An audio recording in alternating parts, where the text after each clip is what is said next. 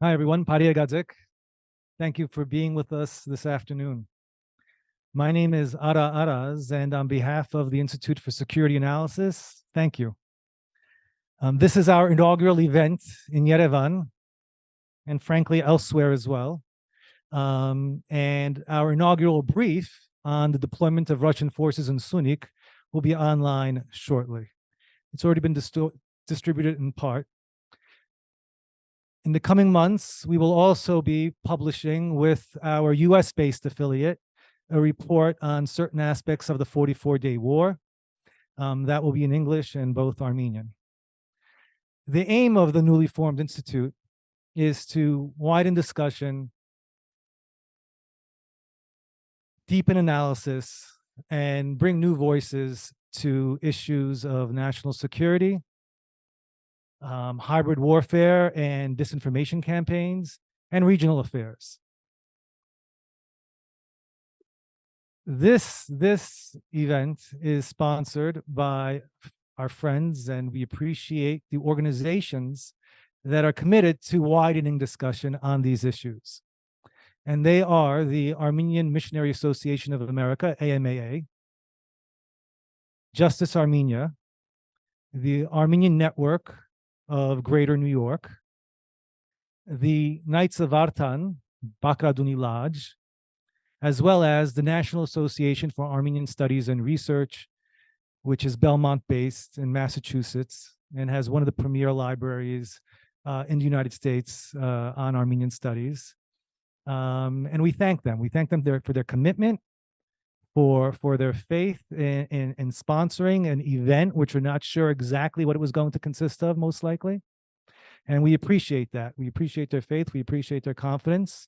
And of course, it does go without saying that the views expressed this afternoon are the views of the panelists. They are not the views of the sponsors, nor are they the views of the organizations with which they are affiliated. So thank you. This afternoon's discussion is dedicated to the memory of legal scholar, linguist, diplomat Armen Kharazian. He was a beloved friend to the organizers of this committee, and he was also a founding presence in the effort to widen research that has led us to this event and our works. We lost him due to a fatal heart attack while he was in Yerevan last January, and we mourn his loss. So thank you. Our first panel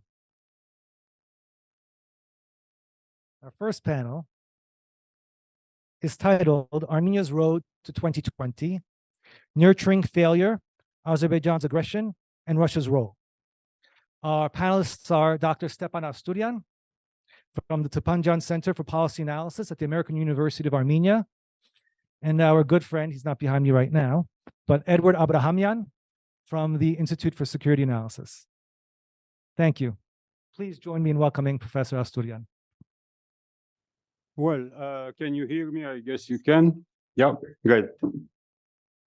First, I would like to thank the Institute for Security Analysis for inviting me, and I am happy to be here. I would like to tell you also that there is literally nothing breathtaking in what I am going to tell you, so you should take it easy. What I will do is set a kind of background to how the war, the period of the war was reached, and why the defeat was devastating. So that is essentially my goal, and at the very end I will comment on a couple of things. So there are two parts, main parts in my presentation. What the French call les causes profondes, the deep causes. And the second part will focus in a very cursory manner on Nagorno-Karabakh. The third part, shorter part, we'll take a quick look at the period of the Velvet Revolution, as I suspect my colleague and others will talk about that period in more depth subsequently. So the catastrophic defeat in 2020 was, as is typical, followed by a bitter blame game between the opposition, made up of representatives of the former regimes, and the current authorities. What is most striking in that, let's call it debate, is the poverty of it. No sense of responsibility on the part of anybody for what happened. Let's move to the deeper causes. One thing should be clear, catastrophic military defeats are likely to have multiple deep causes. Let's take a look at some of them, and what I am going to mention is that essentially Armenia wasted about 30 years of development, and that resulted in the massive imbalance in 2020. At a very basic level, let's start at that level. The power of a country in relation to another can be assessed on the basis of some parameters: population size, territorial size, wealth, military strength, and so on. On each of those parameters, Armenia was inferior to or weaker than Azerbaijan. And the significant thing is that the more you move forward from the 1990s on, from the early 1990s, the worse the situation, the imbalance. If there is a trend, that is the trend. Just one example, Azerbaijan saw its gross domestic product grow 45-fold between 1995 and 2022. During the same period, its military budget expenditures expanded 29-fold. Armenia, on the other hand, saw its gross domestic product, which was already inferior at the starting point, increase 15-fold since 95, and its military spending 13-fold. There were a couple of years when the military spending of Azerbaijan, I think, was higher than the budget of the Armenian state, if I am not wrong. Armenia, on the other hand, saw in the early 1990s, very early 1990s, both countries were approximately at the same level. Second point, Armenia turned into a kind of post-Soviet neo-colonial state dominated by what used to be called, when I was young, with the third worldist approach to history and so on, a kind of comprador elite whose interest was closely linked with foreign interest. My sense actually is that none of the leaders of this country had any real faith in Armenia's ability to be independent, or to put it awkwardly, quite independent or somewhat independent. Of course, no country is totally independent. Even the US has, it has dimensions where it depends also partly on others. But of course, you have to aspire at being the most independent you can be. One should remember, for instance, that the 25-year strategic partnership with the Russian Federation was concluded not under President Kocharyan and so on, but between 95 and 97, with a Russian military base appearing in Gyumri around 1995, all of these under President Levon Bedrosian. 10 years before the expiration of that bilateral defense treaty, which is quite remarkable, 10 years before the expiration, President Serge Sarkisyan agreed to extend it through 2044. And in June 2016, if I am not wrong, the air defenses of Armenia were also handed over pretty much to the Russian Federation, with the success we could observe during the 2020 war. It is a bit difficult to notice any effort at building a state apparatus or a bureaucracy operating on the basis of legal rational norms and selected through merit, competence, and competition during those 25 or more years. Fourth point, what we noticed subsequently is around 2001, 2002, 2003, the emergence and structuration, I would say, of a kleptocratic semi-authoritarian regime. So this is how things evolve, that is a waste on all sides. This corrupt kleptocratic economy, which resulted in no significant productive economic development, was complemented with the transfer, quote unquote, of Armenia's infrastructure to the Russian Federation mainly.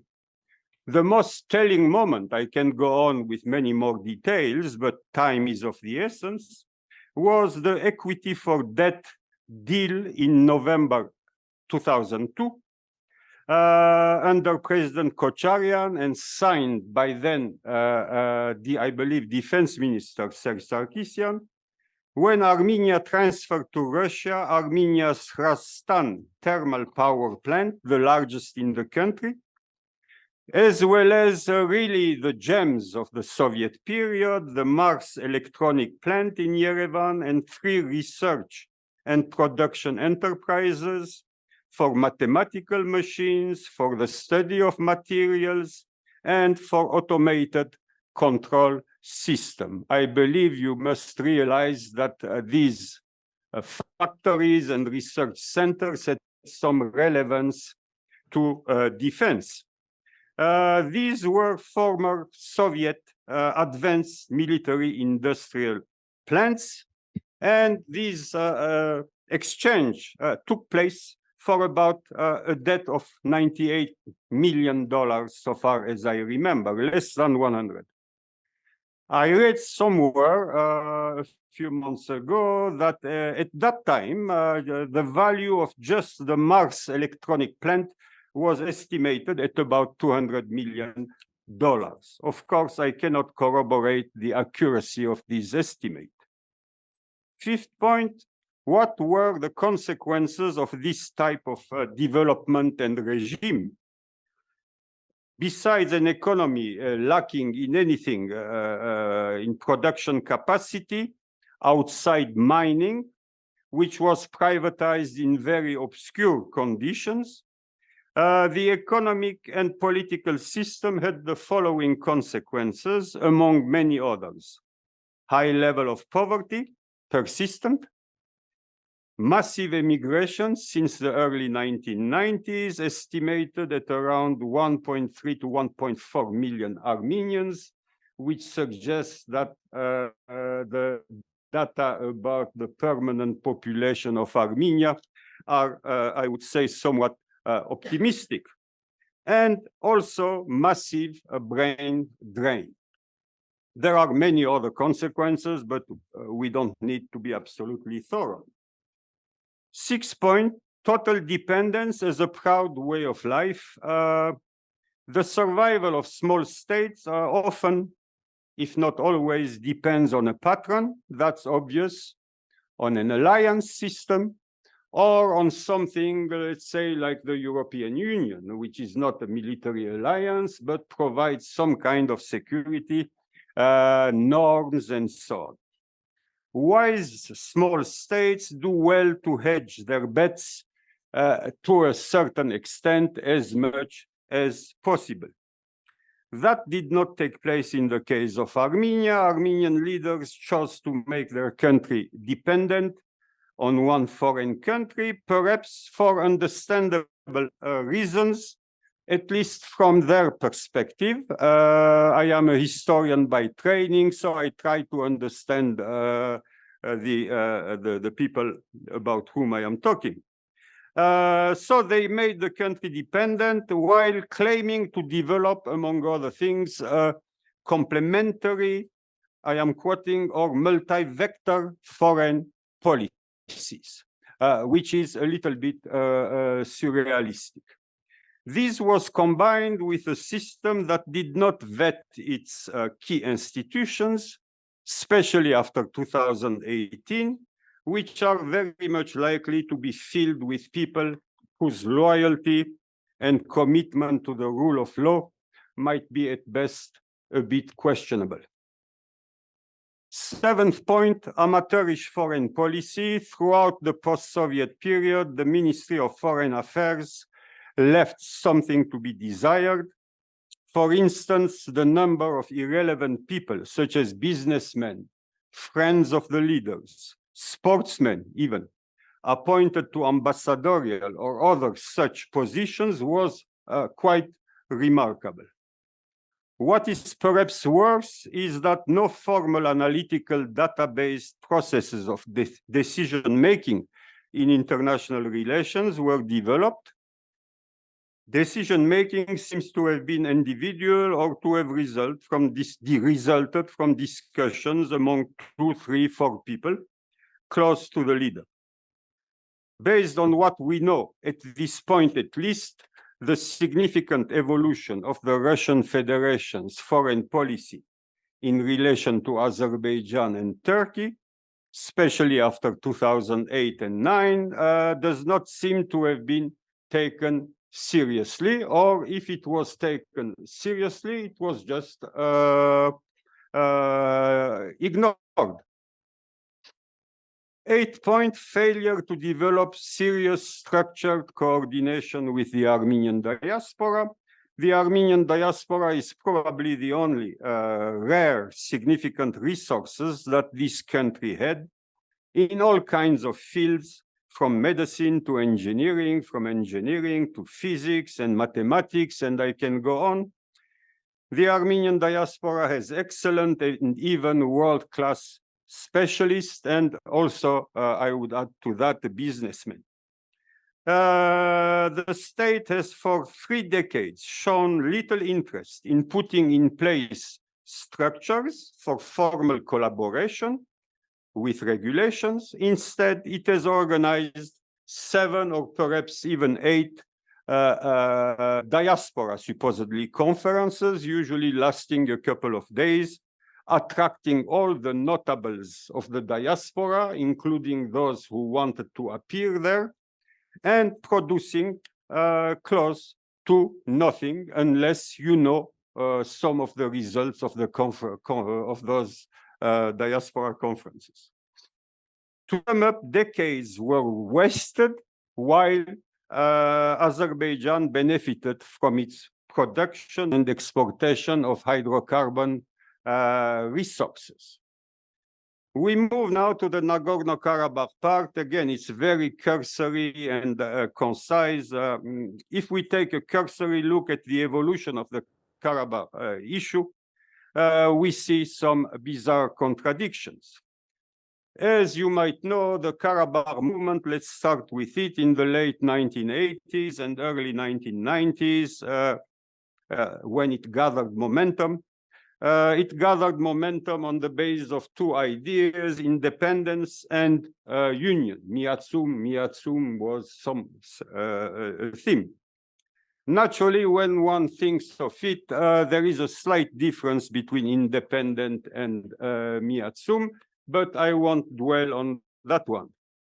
As time is of the essence, again, here I will only state that the Miatsum or union did not take place and that the independence of Karabakh was not recognized by Armenia. So very promptly we see a kind of total disconnect between the original stated goals of the movement and the subsequent, almost immediate policies of the state.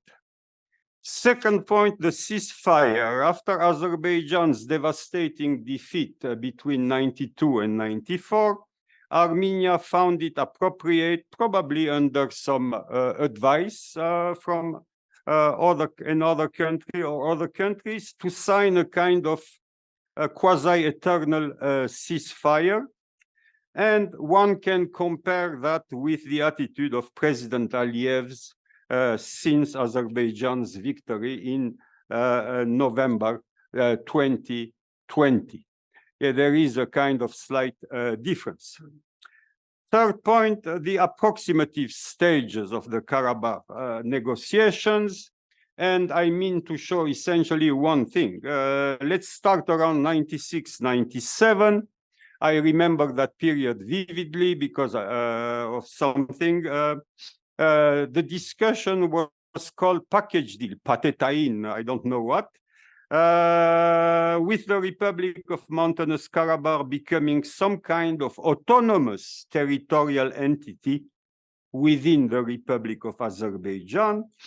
And President Levon Ter-Bedrosian seems to have been favorable to these arrangements. I will use the verb to seem a few times because, again, by training as a historian, I like to see the archives, the real documents, and not interpretations or comments by this guy, that guy, however knowledgeable he or she might be.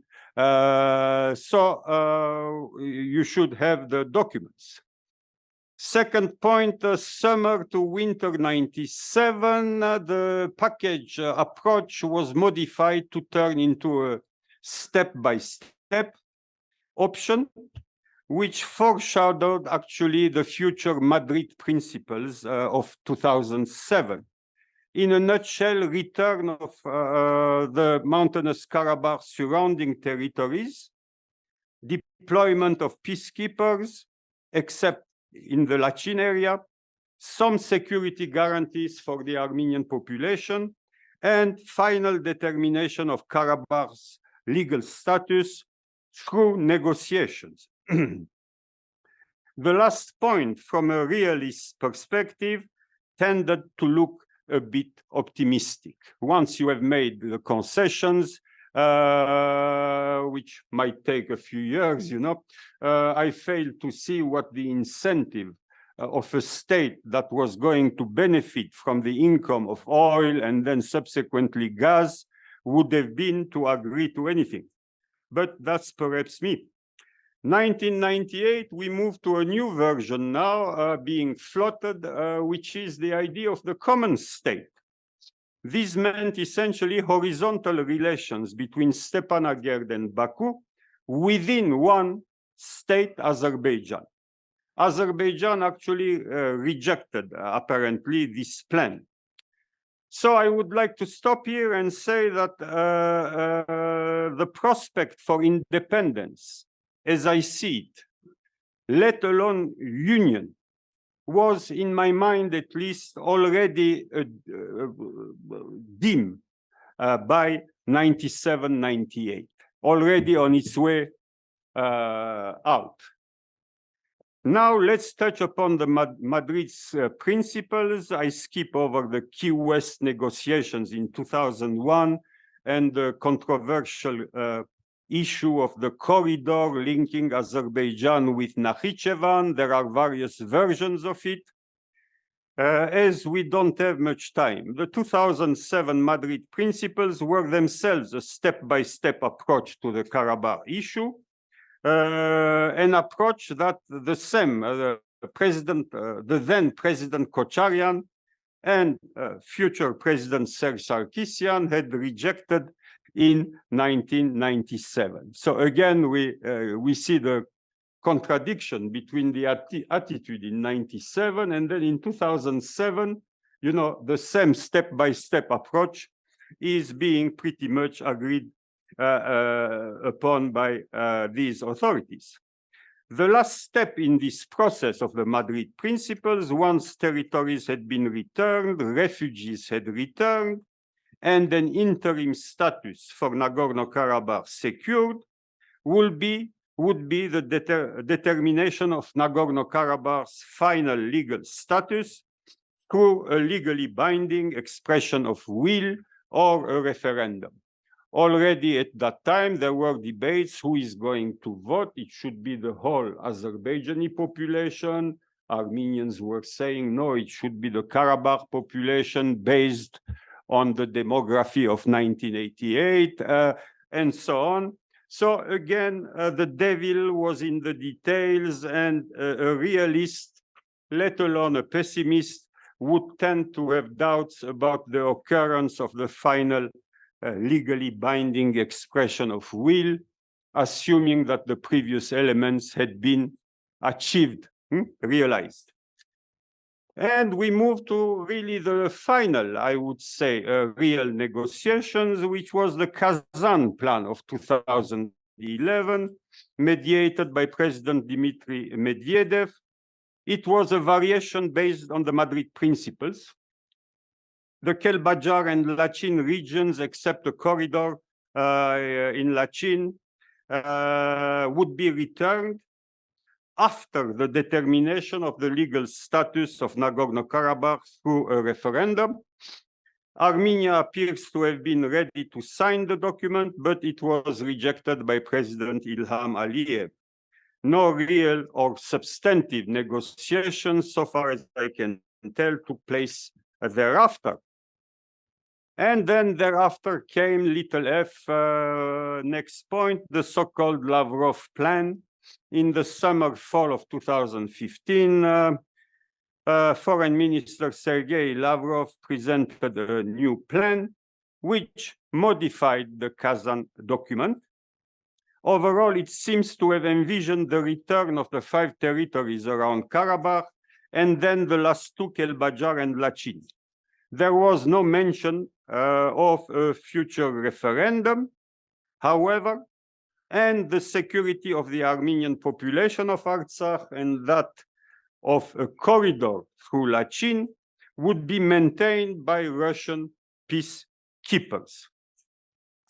In a way, this plan prefigured some of the developments that followed after the 44-day war in 2020. That is, the peacekeepers and so on, and the peacekeepers securing the Lachin corridor and the Karabakh population. This plan was rejected by President Serge Sarkisian, if I am not wrong, in the fall of 2016, that is, even after the 4-day war in April 2016, that, to put it mildly, did not go exactly smoothly. It was rejected, yet it could be argued it is a good idea to listen to your single patron when your country has been reduced to such a level of dependence. Does that mean that agreeing to the Lavrov plan would have avoided a war? I have no idea, perhaps, but nothing is certain.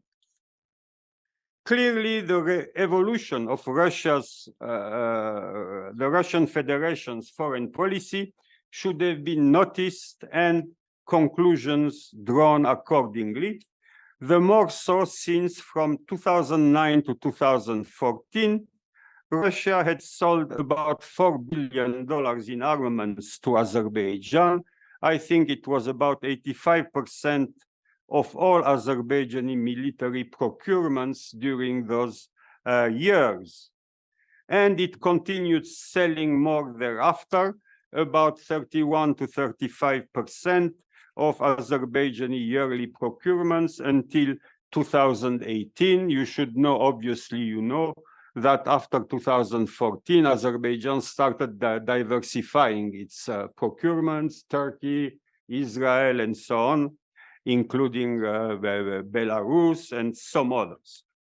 I remember reading the press in the United States, every morning with my 2 coffees, I go over news websites of all sides, all opinions. And I remember reading, I don't know how many interviews and comments on the part of people siding with the government at that time, that all of this was a business. It meant nothing. There was no danger, no nothing. It was just business. You know, they were selling armaments. I guess President Aliyev must have been collecting them or something, or working on a museum, you know, whatever. From 2009 to 2018, Azerbaijani military procurements amounted to $24 billion, whereas those of Armenia amounted to about $6 billion, and they were not exactly qualitatively at the same level of quality. Yeah. And now we reach, unfortunately, the end. So big three is the end. Any concession on the part of the current authorities, assuming Prime Minister Nikol Pashinyan understood their necessity in 2018 or 19, would have corroborated accusations of treason. Thus, surrealistic developments occurred then. Defense Armenia now had a new military doctrine. It wasn't defensive, it would be offensive. He added new war, new territories. It is unclear what data and what reasoning supported such self-confident statements, whether it's grandiosity, bluff, megalomania, total incompetence, or something else. I have clearly no idea, but it is absolutely striking once you know what happened afterwards. Prime Minister Pashinyan added Artsakh is Armenia, period. These basically implicitly dismissed the foundation of the more than a decade-long negotiations, the Madrid principles, and so on. Immediately, the opposition accused him, and especially after the war in 2020, that he was responsible for this war. Had he not stated that, nothing would have happened, apparently. I am far from certain that it is that statement that triggered the war. People don't buy billions of dollars of armaments for more than a decade, get trained in Turkey, in Pakistan, because they are peaceful. So whatever the case might be, it might not have been the most prudent diplomatic statement that I have read in my life. As a conclusion, when war came, we have now more than enough evidence, and I have watched many interviews with simple soldiers, a little bit higher up, not politicized people, read reports, disorganization, massive problems in various places. Just to give you one example, so far as I remember, the Prime Minister proclaimed general mobilization. It was the first or second day of the war, and essentially nothing took place. And I could witness from the area of San Francisco the bizarre phenomenon in the 21st century of volunteers going to the front, including people I really, I mean, you know, I don't know what to say, 45, 50, 55-year-old people, thin like this, without any physical training for that type of war, going to the front. In the 21st century, with the types of armaments we have today. So it is hard to understand the blindness of the Armenian authorities. I am not talking just about the current, the previous ones, in view of the visible imbalance of power. And as a conclusion, I am going to be a bit pedantic. When I was young, in some special classes in France, we had to read some people with a very turgid prose. There was a guy, Jacques Derrida. There was another one, Jacques Lacan, a psychoanalyst, who wrote an article about le stade du miroir comme formateur de la fonction du jeu. It's about the stage of the mirror for infants when they start discovering themselves and who they are. It's a fundamental article apparently in that field. I had to read that. I was fascinated myself. Why am I mentioning it? Because I think Armenia really needs, especially its leaders, to use mirrors more to discover what went wrong. And finally, a book from a person I have met and for whom I had huge respect, a founder of comparative genocides, Leo Cooper. The title of that book is The Pity of It All. Thank you for your patience. Yes, Thank you, Professor. Thank you, Professor. You're done? Yeah, you may stay here for the Q&A afterwards. The Q&A will be at Okay. the end after Edward's I'll presentation. let Edward enjoy himself, and then I'll join him. Okay. Yeah, Okay. thank you. Fantastic. Thank you. For all our audience members that are watching on Zoom, please know that you can pick the language which you are listening. It can be either in English or, let me say, the language of the speaker or the language of the translator. Please know that. Could we bring Edward on screen? Not Edward. Can you hear us? Yes. Yes, I can hear you. Hello, Ara. Hi, Hello, Edward. Can we everyone. hear you? Edward Abrahamian, everyone. Please, Edward, it's your panel now. Yeah, it's a great pleasure for me. Thank you very much. I'm going to speak in Armenian since there is the most of the panelists are going to speak in English. Okay, այսօր ես պատրաստվում եմ խոսել հայ-ադրբեջանական հարաբերությունների պարադիգմայի վերաբերյալ ռազմական փիլիսոփայության եւ ռազմական տեսության տրամաբանության շրջանակներում եւ տեսանկյունից հայ-ադրբեջանական հարաբերությունների ռազմաքաղաքական պարադիգման ես փորձել եմ վերասահմանել օգտվելով Կլաուզևիցի հայտնի գերմանացի փիլիսոփա, ռազմական գործիչ եւ ըստ էության ռազմական գիտության հիմնադիր Կարլ ֆոն Կլաուզևիցի հայտնի ձևակերպումից, որտեղ նա ասում է, որ պատերազմը հանդիսանում է քաղաքականության շարունակություն այլ միջոցներով, հայ-ադրբեջանական հարաբերությունների, Հայաստան-Ադրբեջան հարաբերությունների պարադիգման կարելի է ձևափոխել, ասելով քաղաքականությունը երկու փոքր պետությունների ռազմաքաղաքական հարաբերություններում հանդիսանում է պատերազմի շարունակություն այլ միջոցներով։ Որպեսզի հասկանանք սա խորապես, մի քանի առանձնահատկություն թերևս 2020 թվականի օգոստոսին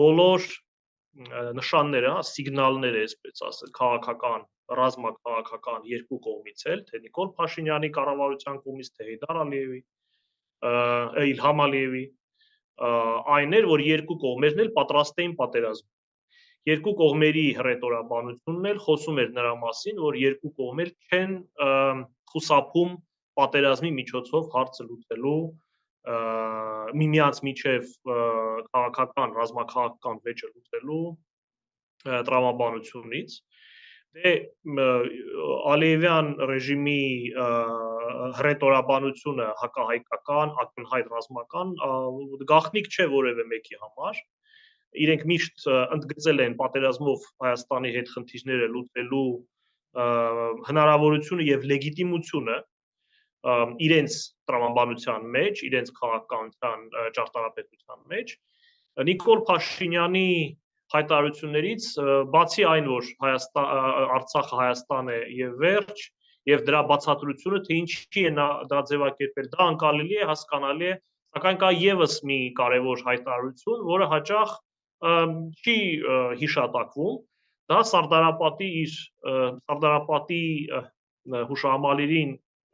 հուշահամալիրում տեղի ունեցած միջոցառման ժամանակ հայտարարությունն է, առայն, որ որևէ մեկը իրավունք չունի մեզ հետ խոսել ուժի լեզվով, ով կխոսի մեզ հետ ուժի լեզվով, նա դառնորեն կպատժվի, նա կզղջա դրա համար։ Պատերազմը սկսելուն պես պարզ է դառնում, որ Հայաստանը չի կարող շարունակել պատերազմական գործողությունները եւ ընտրում է դադար, կանգնեցնել պատերազմը։ Ըստ պատերազմի տեսության Կաուզևիցյան տրամաբանության պատերազմը արկա է, տեղի է ունենում, շարունակվում է մինչև այն ժամանակ, մինչև երկու կողմերն էլ ցանկություն եւ մոտիվացիա ունեն պատերազմ։ Հայաստանը դուրս է գալիս պատերազմից պարտված նոյեմբերի 9-ի հայտարարությամբ երակողմ, լինելով պարտված գնում է միակողմանի զիջումների, որը Իլհամ Ալիևի տրամաբանության մեջ ձևակերպում է որպես կապիտուլյացիա, իսկ ինչպես նա շեշտեց մի քանի երկու շաբաթ առաջ Ստեփանակերտում զորահանդեսի իրենց զորահանդեսի ժամանակ Հայաստանը կապիտուլացվել է, Հայաստանը վերվել է ծնկի, հետևաբար նա պետք է անի բոլոր մեր պահանջները։ Այսինքն սա պատերազմական դասագրքային տրամաբանության վարքագիծ է, թե Հայաստանի կողմից, թե Ադրբեջանի կողմից։ 2020 թվականի պարտությունից հետո ակնհայտ է, որ Ադրբեջանի նպատակը ռազմական նպատակը, քաղաքականության ռազմական պատերազմի ռազմական նպատակը հասցնել հայկական զինված ուժերը այն կետին, որ կամ դրանք զինաթափվեն, ինչպես տեսությունն է ասում, կամ էլ ուղղակի չունենան պատշաճ հնարավորություններ, ռազմատեխնիկական հնարավորություններ շարունակել պատերազմը, ապա 2022 թվականի հարձակումը Ադրբեջանի հիմնավորվում է, բացատրվում է նրանով, որ պատերազմի քաղաքական նպատակը դեռ չէր լուծվել, որը լուծվեց Ադրբեջանի կողմից, առ այն է, որ օպոնենտը, այսինքն այս պարագայում Հայաստանը, պետք է հրաժարվի դիմադրել, պետք է հրաժարվի քաղաքական դիմադրություն ցույց տալու։ Եվ 2022 թվականի պատերազմի արդյունքը եղավ Պրագայի եւ մինչեւ Պրագայում հիմնականում Նիկոլ Փաշինյանի հայտարարությունը, որ Լեռնային Ղարաբաղը Ադրբեջանի մաս է։ Այսինքն առաջին անգամ 90 անկախությունից սկսած տեղի է ունենում երկու առանձնահատուկ, այսպես ասած, իրադարձություն։ Առաջին անգամ Լեռնային Ղարաբաղը դե ֆակտո դառնում է Ադրբեջանի մաս եւ առաջին անգամ Հայաստանը հրաժարվում է պաշտպանել Արցախը միջազգային հարթակներում։ Այսինքն առաջին անգամ Լեռնային Ղարաբաղը իր քաղաքական կարգավիճակը չի հանդիսանում disputed, այսինքն վիճարկվող։ Եվ այսպիսով 2022 թվականի Ադրբեջանի հարձակումը եւ դրա արդյունքը կարելի է ընկալել կամ ինտերպրետացնել պատերազմի քաղաքական նպատակին հասնելու տրամաբանության մեջ Ադրբեջանի կողմից։ Այսպիսով երկու առանձնահատուկ դինամիկա եւ իրողություն ելադրող փոխականներ, դա մոտիվացիան է եւ գերակայությունը։ Երկու կարևոր կոնցեպտներ, մոտիվացիանի դեպ միջազգային հարաբերություններում ենթադրում է պաշտպանություն, որդեգրած քաղաքական ինքնության ամբողջականությունը միջազգային հարաբերություններ, որը մենք տեսնում ենք, որ Հայաստանը ըստ էության կորցնում է իր մոտիվացիան, գնալով միակողմանի զիջումների, առաջին անգամ ճանաչելով Լեռնային Ղարաբաղ Ադրբեջանի մաս, առաջին անգամ հրաժարվելով իր քաղաքական կարգավիճակը վիճարկելու իր արտաքին քաղաքական ինքնությունից եւ ձևավորվում է նոր իրողություն։ Նոր իրողությունը հետեւյալն է. Ադրբեջանի առաջ քաշված խաղաղության օրակարգը, իսկ դա Հեյդար Ալիևն է առաջինը հայտարարել դրա մասին, խաղաղության պայմանագրի վերաբերյալ, ինչը գաղտնիք չէ, դա ենթադրում է եւ ենթադրում էր այն ժամանակ, ինչի հիմա շարունակվում է, վարվող պատերազմի Հայաստանի դեմ ոչ ռազմական միջոցների ձևավորում եւ կիրառում։ այստեղ իմաստ ունի շեշտել, որ Իլհամ Ալիևի առաջարկած խաղաղության պայմանագրի քաղաքական նպատակը Մինսկի խմբի ընդհանրապես գործունեության անիմաստացումն է, այսինքն ոչ միայն ոչ լեգիտիմացումը, այլ irrelevancy անգլերեն ասած, այսինքն ինքը քաղաքական առումով էլ ռելևանտ չէր, եթե Ադրբեջանը հանդես է գալիս խաղաղության պայմանագրի օրակարգով, հետևաբար Մինսկի խումբը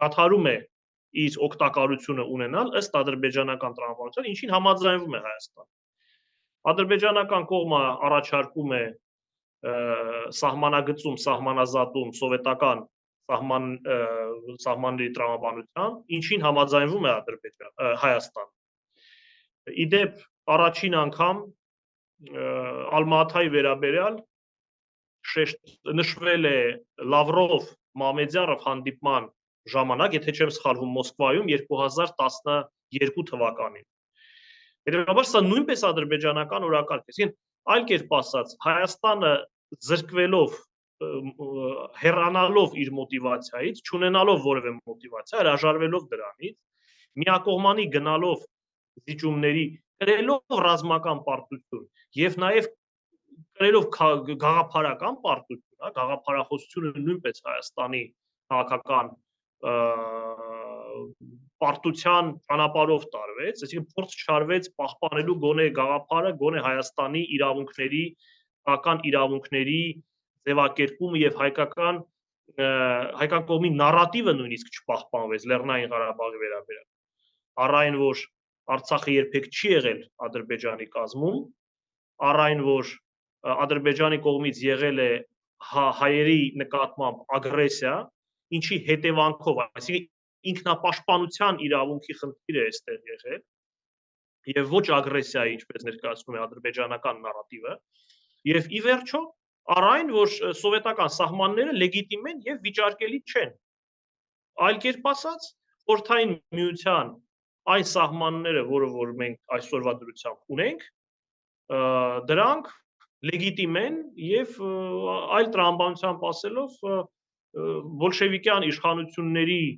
անարդար եւ ըստ էության անօրինական եւ օկուպացիոն ռեժիմի կողմից իրականացված սահմանագծումներին, դա Հայաստանի Հանրապետության համար հանդիսանում են արդար, լեգիտիմ եւ կայացած իրողություն, ոչ վիճարկելի երևույթ։ Մոտիվացիա Ադրբեջանի տեսանկյունից, եթե պատերազմի փիլիսոփայությամբ նայենք, ապա մոտիվացիան դա կարևորագույն բաղադրիչն է քաղաքական բոլոր որոշումների, այդ թվում նաև պատերազմի, որը քաղաքական որոշումների, քաղաքական գործիքակազմի կարևոր բաղադրիչներից մեկն է, ըստ ադրբեջանական նաև տրամաբանության։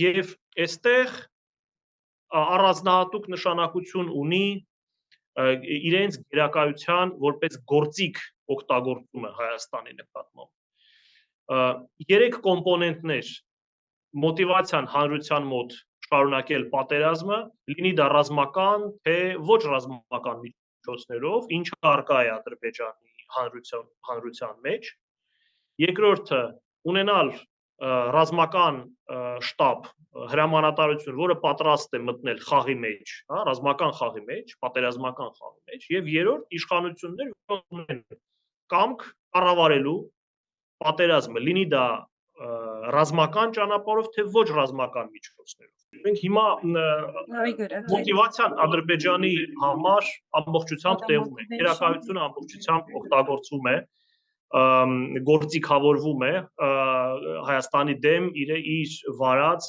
ոչ ռազմական միջոցներով պատերազմում, գոյություն ունի արևմտյան Ադրբեջանի կոնցեպտ, օկուպացված կամ ժամանակավորապես զբաղեցված Զանգեզուրի կոնցեպտ, որը իրենք եւ Ալիևյան եւ այսինքն եւ Վերնախավի կողմից է դա ձևակերպված որպես ժամանակավորապես կորուսված հայրենիք եւ հանրության կողմից է դա այդպես դիտարկվում։ Պատահական չէ այն փաստը, որ նույն արևմտյան Ադրբեջանի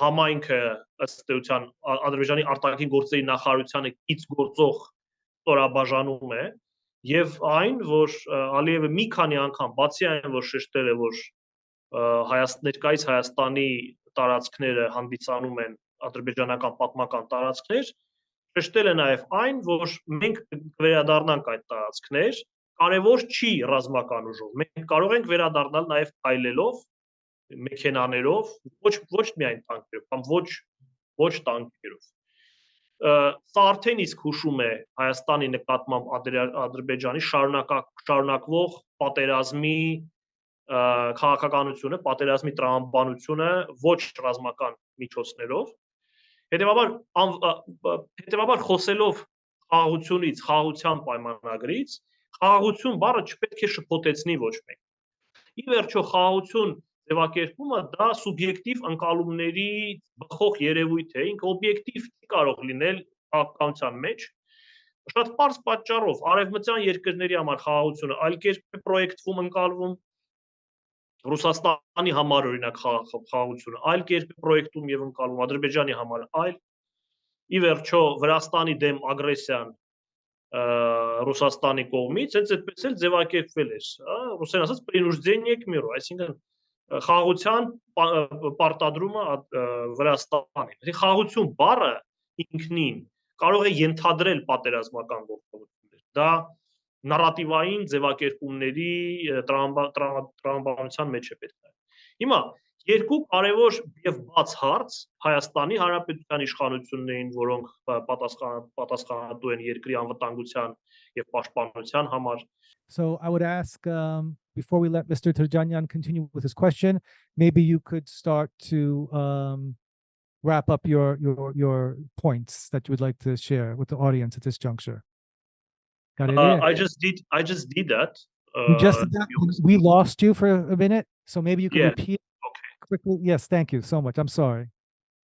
All right. So լավ, ուրեմն իմ հարցը հետեւյալն էր։ Ես ինքս փորձում եի նաև հարց ձևակերպեի թե իշխանություններին, թե ակտիվ հայ հանրությանը, որ կա այսպիսի խնդիր, կա հստակ երևում է Ադրբեջանի ակնհայտ մոտիվացիան շարունակել Հայաստանի նկատմամբ պատերազմը ոչ ռազմական միջոցներով, այսինքն ռազմական կամ ոչ ռազմական դա իրենք համարում են, որ դա իրենց ընտրության պրերոգատիվաներից մեկն է, ձևակերպել, ընկալել, որ իրենք ունեն այդ մոտիվացիաները, ընկալել, որ իրենք նույն օրինակ Ադրբեջանի, արևմտյան Ադրբեջանի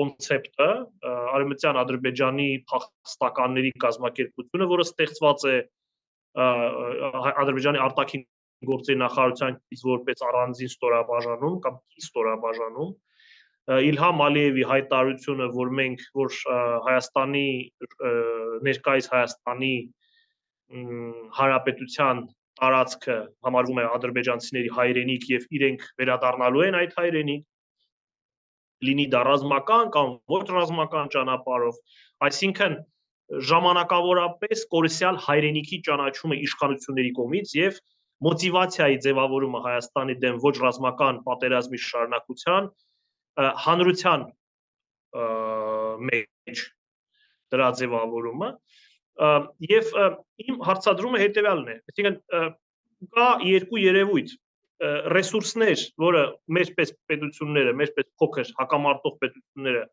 կարող են ունենալ, ռեսուրսներ դիմակայել օպոնենտի ուժի կամ ազդեցության պրոյեկտմանը, որը կարող է փոխել քո վարքագիծը, արդյոք հնարավոր է նման ռեսուրսների ձևակերպումը, դա ռազմավարական պլանավորման մեջ է մտնում։ Ունես ռեսուրսներ կամ ձևակերպում ես, ստեղծում ես այդ ռեսուրսները, հետո դրանք դարձնում ես կարողություն, որպեսզի զսպես քո նկատմամբ ազդեցության հետևանքներն ու արդյունքները, քո վարքագիծը որպեսզի չփոխվի, եւ կարողությունը դարձնել արտաքին քաղաքական կամ ռազմական կարողունակություն, որպեսզի հնարավոր լինի պրոյեկտել եւ ուժ եւ ազդեցության քո արտաքին միջավայրում, որպեսզի դու արդեն իսկ կարողանաս ազդել, փոխել քո օպոնենտի վարքագիծը։ Հիմա այդ տրամաբանության մեջ Հայաստանի Հանրապետության իշխանությունները, Հայաստանի հանրությունը, Սփյուռքը ինչպես են ընկալում կարևորությունը, արդյոք ընկալում են կարևորությունը Հայաստանի ներքին մոտիվացիայի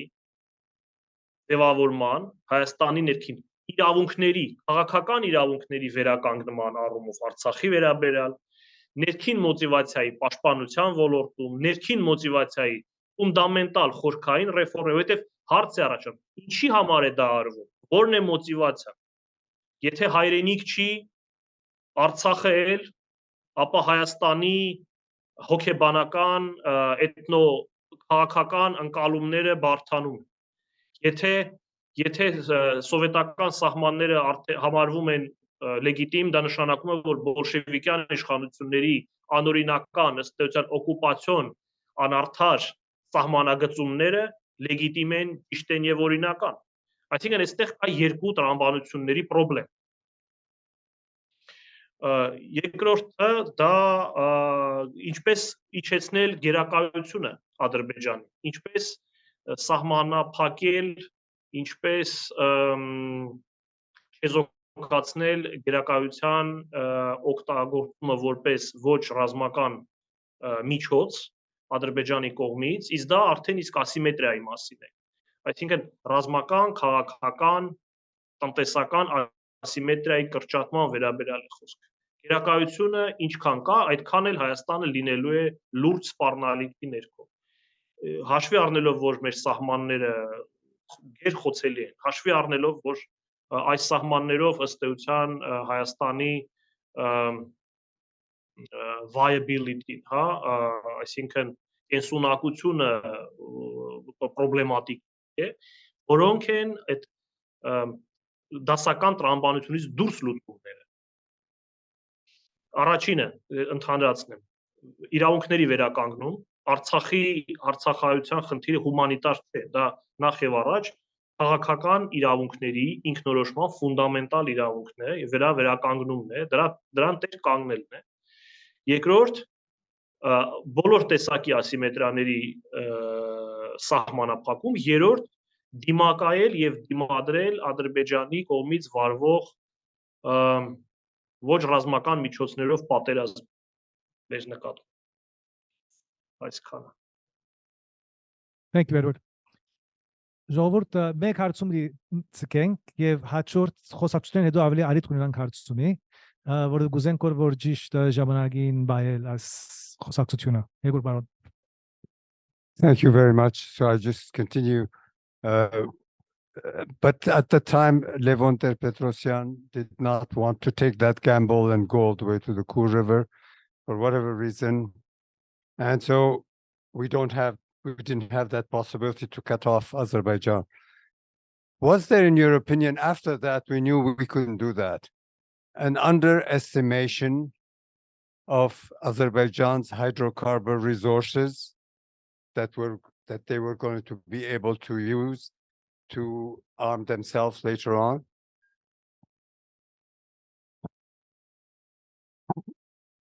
It's a good question because when President Ter-Petrosyan was forced to resign,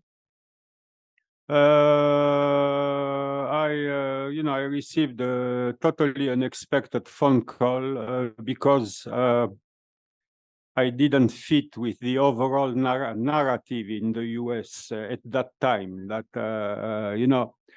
So the Central Asia Institute had invited once more Mr. Jirali Baridian, and I don't know how somebody mentioned my name as a different perspective from his. So I went there. Why do I mention that? Because there was the late Mr. Shugarian, who was Armenia's ambassador in Washington. You had the Azerbaijani, Georgian, and so on, national security, all kinds of guys, Radio Free Europe, that type of people. And half of the discussion revolved around the fact that you guys, that was the way, the paternalistic way some people were talking, you guys, everybody is getting a piece of the pie. The pie was the hydrocarbon and the pipelines and so on, and you don't want that piece of a pie. You are isolating yourselves and so on. So bottom line, to answer your question, you had to be really blind and brainless after, especially after 2000. Already in 98, I mean, things were underway, you know. But after 2000 and every single year afterwards, these data are no secret. I mean, you don't need to be a top spy, you know, to know how much income is flowing out of that and so on, and to compare it with your economy. So I cannot answer your question because I like evidence, and I don't know what went on in the minds of the people in Armenia's leadership. I cannot read it. But, you know, it was open source. It doesn't take skills. Edward, let me ask you a quick question, and then we'll go on to our next panel. But how would you compare the terms of the first ceasefire and the manner in which the Azerbaijanis were able to capitalize on their gains in 2020 compared to Armenia's ability to capitalize on its successes in the 1990s? And therefore, to what extent would the ceasefire terms and the way the Levon Bedrosian administration handled it, to what extent and how did it contribute to the catastrophe that we experienced later? Համեմատությունը հետևյալն է, Հայաստանի հայկական կողմը 94 թվականին զինադադարի կնքման պահին ունեցավ որևէ քաղաքական պահանջ, պարտադրանք, ինչը ենթադրում է ռազմական փիլիսոփայություն եւ ռազմական տեսությունը, չձևակերպեց քաղաքական հստակ պայման պարտության մատնված Ադրբեջանի համար, ինչը հնարավորություն տվեց նրանց պարտվել պատերազմը, բայց չպարտվել գաղափարախոսությունը, գաղափարը, պարտվել եւ չհանձնել իրենց իրավունքների համար մղվող իրենց պատկերացրած պայքարը, այսինքն իրենք պարտվեցին պատերազմում, բայց հնարավորություն ստացան Հայաստանի մեղքով, Հայաստանի քաղաքական վերնախավի միջազգային հարաբերություններից, ռազմական տեսություններից, միջազգային հարաբերությունների տեսություններից վերաբերյալ թույլ պատկերացումներ ունենալու հետևանքով։ Եվ այստեղ շատ կարևոր է հիշել մի հետաքրքիր փաստ, ուրեմն դրա մասին նշել է Տոֆիկ Զուլֆուգարովը, նախկին արտաքին գործերի նախարար, մինչև այդ նաև խորհրդականը Հեյդար Ալիևի, նա ասում էր, որ 94 թվականի սկզբում մեր վիճակը, այսինքն Ադրբեջանի վիճակը բավականին վատ էր, բավականին բարդ էր, եւ հասել էր այն վիճակի, որ Հեյդար Ալիևը ակտիվորեն զանգահարում էր Երևան, այդպես նաև Աշոտ Մանուչյանն է զանգահարել եւ այլն, որպեսզի Հայաստանը դադարեցնի առաջխաղացումը, որպեսզի հայկական ուժերը դադարեցնեն առաջխաղացումը։ Եվ ինքը նշում է, որ մեզ մոտ կար մտավախություն, որ զինադադարի դիմաց Հայաստանը կունենա պահանջներ,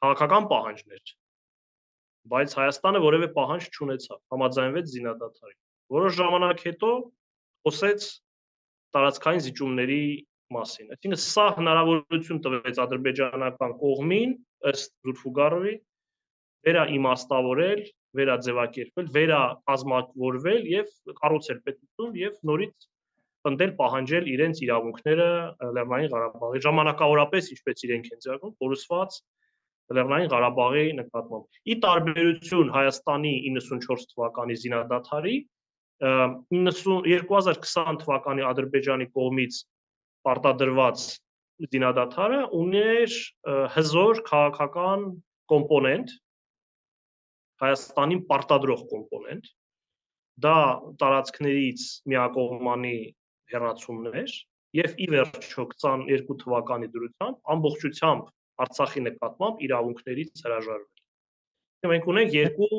իրականություն։ Մեկը, որը օգտվում է գիտի ինչպես օգտվել միջազգային իրավունքից քաղաքականության եւ պատերազմի մեջ, եւ մեկ այլ կողմ, որը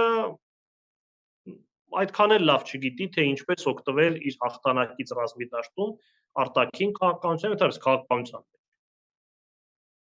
Thank you, Edward. Thank you. And on that tragic note, we're going to close this panel. Professor, thank you very much. You're welcome. If I may, I will be very concise about the Eurasian regionalism, so to make space for Glenn to talk. Well, three important distinctive characteristics of the Eurasian regionalism that I can emphasize. First is, as Lilith rightly mentioned, is civilizational incompatibility.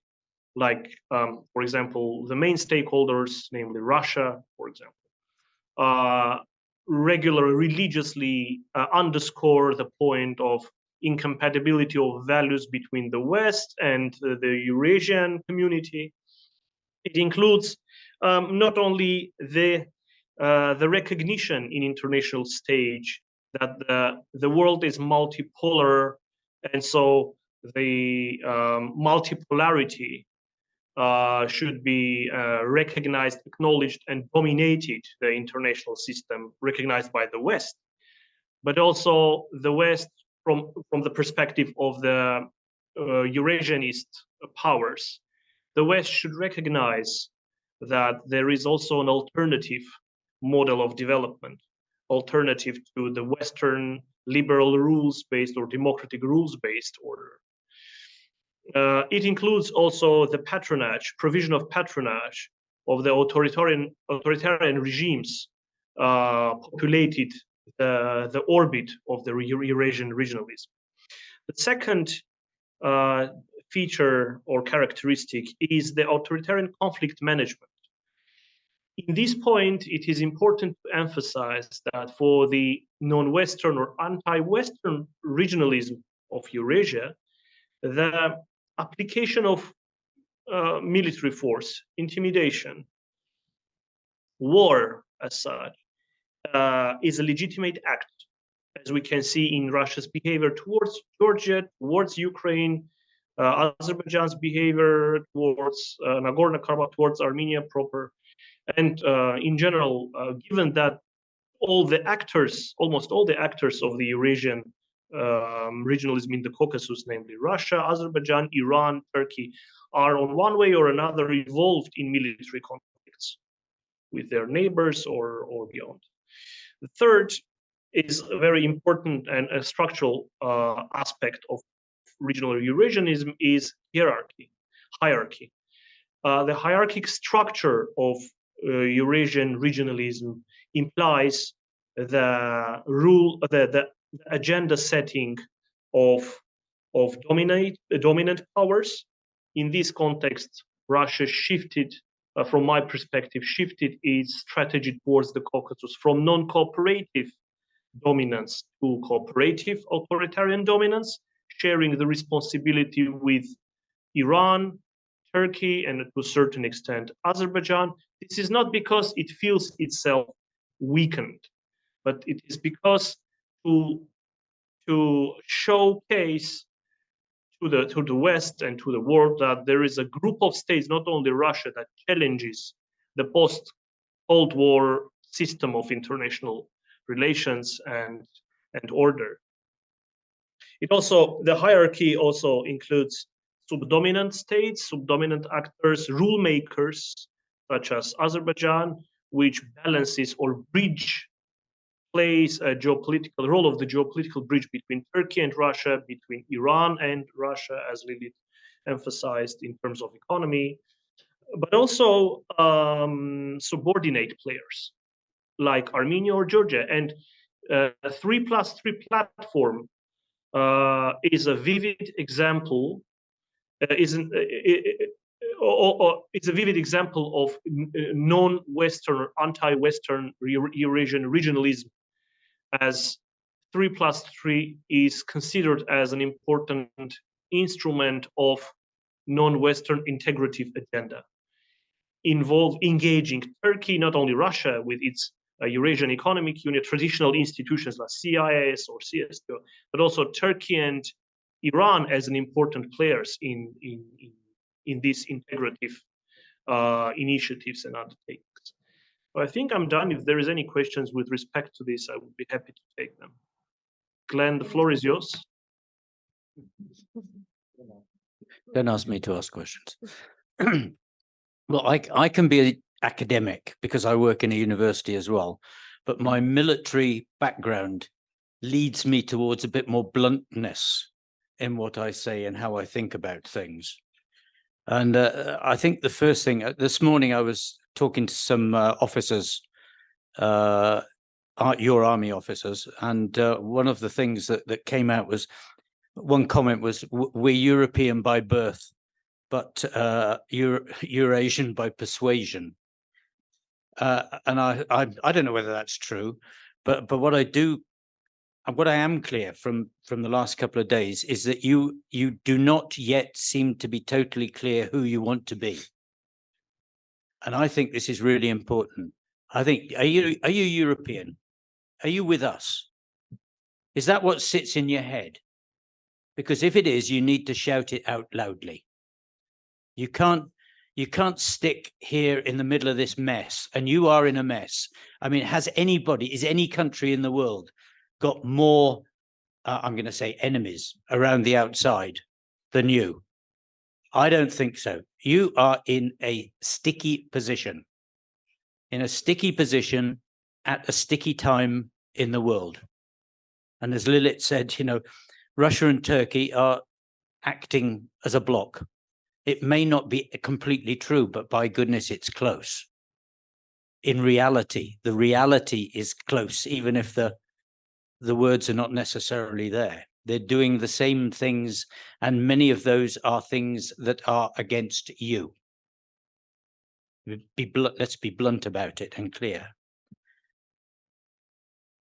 And you've lost a war, and you will not win another one by staying in the middle of your thinking as you are at the moment. When you lose a war, you have to change. That means change military, change society, change everything. But you're not changing. You're drifting. Drifting badly at the moment. Drifting badly in a sea without paddles. You've got to get clarity in your own brains for the future of all of you. There's no question about this. You've got to get clarity. Because at the moment, and thank you, Lilith, for reminding me of the phrase, you are in the worst of both worlds. And somehow you've got to get out of the worst of both worlds. Your vulnerabilities, your neighbors, none of your neighbors are nice. Come on, let's get real. None of them are nice. Georgians are great. Okay, we'll keep the Georgians, and they've got good food, and we're okay with that. So, okay, maybe you have to ally a bit more with the Georgians, but basically around the outside. But even the Georgian government at the moment is not exactly the most friendly towards the West in many areas. So one has to be, realistic about this in things. Who are your friends? Are they going to be on the Eurasian side, or are they going to be in the West? Is your friend America? Is it you? Well, then you have to make it so. You'd say no. You have to make it so. You've got the diaspora, and that's what they're here for, to show that the friendship is here. You've got diaspora in Lebanon, Canada. You have to make your friends and your neighbors and your relatives pay up. You have to make them fight for you, because they are one of your biggest tools. You heard in the first talk, you've got diplomats that are not exactly the world's best diplomats. People, you're paying for them. It's your money. Your tax is paying for those diplomats. Have you written and complained? No. Why? It's your money. It's your money. It's your money. No, probably not yours. But yeah, but some of the others of you, it's your money. And if it's your money, you've got to actually argue about this, because, they're not doing exactly your business, and they should be. I finish with a couple of last things. With your military, there is no question. If you want to go with the West, you've got to bleed the West dry for support and help with the military. There are a lot of people who will help you, but you've got to ask, and you've got to be clear what you want. and you've got to make it work. And you have to be open and honest. And openness and honesty are the two big things that your military will find hard. But you've got to be. Otherwise, the West can't help, because you can't help if you don't know. And if everything's secret, you don't know, you can't help. So to get help from the West, you've got to be open and honest. Got to be. And the second thing is, if you are European and not Eurasian, then you've got to differentiate yourselves in your culture from being Eurasian. You've got to look at your own culture and learn your own culture and understand it and say, what is the culture that we've got that's good? What is the culture in the West that's good? What is it we want to be the same as? And that actually means a bit of study. And for the academics in the room, a bit of writing. A bit of hard writing. What is it, the things that you do? You cannot have, as they call it in Ukraine, a hetman. You can't be a democracy if you've got one leader. It doesn't work, people. If you're going to be a democracy, you've got to be a democracy. You've got to get that value and understand what being a democracy means. It means you've got to write to the Prime Minister and tell him his diplomats are rubbish. Someone said that before me, not me. His diplomats are rubbish and we want you to change them. And why? That's what democracy means. You get hard about being society and hard about being who you are as people. On that note, I finish. But I'd just like to finish with the one last bit. Where you're stuck here in this place, you've got to become like a hedgehog, so thorny and prickly that no one is going to bite you. At the moment, you're not a hedgehog. You're a bit like a half-dead rat lying there. Okay, you've got to change. Food's good, though. Thank you. Questions? Thank you, Lily. Thank you, Glenn. Thank you, Edward. Is there a question? Yes, but I did yes, Artsakh? Get ready. No?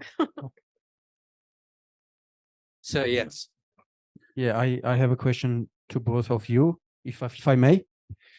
So, Mr. Grant, I would like to ask you if during the Congress hearing in the United States, Assistant Secretary of Blinken, Ms. Yuri Kim, said that even if current Armenian government is bluffing in regard of its stance towards changing its stance towards the West, we will jump into the situation and we will try to make out of that situation everything to be changed as we want to have at the end, which is a relationship, political friendship relationship with the Armenian and US governments and Armenian and US. So in regard of your mentioned points, do you have, do you have a historical knowledge of the US government's work in this regard, even if the government is bluffing, even if the government is trying just to hold on their chairs to work with the both sides or many sides, the determination of the US government and the possibilities of its possibilities to really to enter into this situation and to take the situation in their hands and to achieve the result they want to achieve. Okay, good question. And I would say the answer is yes, lots. Having been in Serbia, having been in Ukraine, having been in Bulgaria, I've watched US try as hard as it is possible to do to go round where the government is being stupid and actually continue to work with society, continue to help all those things that they can help. And UK as well, I have to say, not just US, and sometimes even France does. But yes, so I think that what Blinken said, you should be pleased that you've been noticed. That's actually quite important, because with all the things that are going on in the world at the moment, you could have been lost in the mess and not noticed at all. So that is a significant fact that at that level you were actually mentioned as a country, remembering how many countries are at war at the moment in the world. So be thankful for that. You had a question, sir. Oh, do you Thank want to add to that? Question? What? You need, excuse me. You do an idea because otherwise the people who are watching online can't hear you. Okay, sorry about that. Where was the West when we needed you? It's easy to say Americans are very nice and all, and they'll smile. I've got lots of American friends. But where the hell were they when we needed them? Where was Britain? Why didn't you turn off the gas from Azerbaijan, which of course would have screwed Britain, Europe, and Malta? But you didn't do it. You could have stopped the war if you'd intervened. Why were you there? I think you probably know the answer to that as well as I do. I think you have to understand with all these things of why does something not happen, that there are two parts in this. There's Great Britain and there's Armenia. And you've got to have a dialogue about these things, and a dialogue first, not wait till the rubbish happens and then say, why didn't you do this? Was there a plan from Armenia saying, if this happens, are you going to do this? No, of course there wasn't. You know there wasn't. So if this dialogue doesn't take place with world-class diplomats, so you get your lines in advance, don't expect something to happen when a war happens, because it won't, because people are busy doing other things. Of course. No, it's normal. If you don't make money, there's no taxes. If no taxes, there's no defense. Հարցս պարոն Աբրահամյանին է ուղղված։ Պարոն Աբրահամյան, դուք խոսեցիք խաղաղության օրակարգերի մասին, նշեցիք, որ չպետք է մենք շփոթվենք խաղաղություն բառից, այդուհանդերձ կարծեք Հայաստանի իշխանությունները պարբերաբար շփոթմունքի մեջ են հենց այս բառի առնչությամբ, որովհետև մշտապես հայտարարում են իրենց հավատարմությունը այդ օրակարգերին։ Ինչ սպասել, մասնավորապես եթե դուք նաև դիմում եք Հայաստանի իշխանություններին, վերաձևակերպել տարածաշրջանային իրենց անվտանգային սկզբունքները, հետևաբար ինչ սպասել, եթե իշխանություններն իրենք են առաջնորդվում խաղաղության այս օրակարգերով եւ նշում են, որ 100% անվտանգությունը կարող է ապահովել միայն խաղաղությունը, եւ սա է պատճառը, որ մենք որդեգրում ենք խաղաղության օրակարգը։ Սա Նիկոլ Փաշինյանի հայտարարությունն է։ Եթե միջազգային շնորհակալություն հարցի համար, եթե միջազգային հարաբերությունների կոնցեպտների պրիզմայով նայենք, բացատրությունը, որ մեր նպատակը խաղաղությունն է,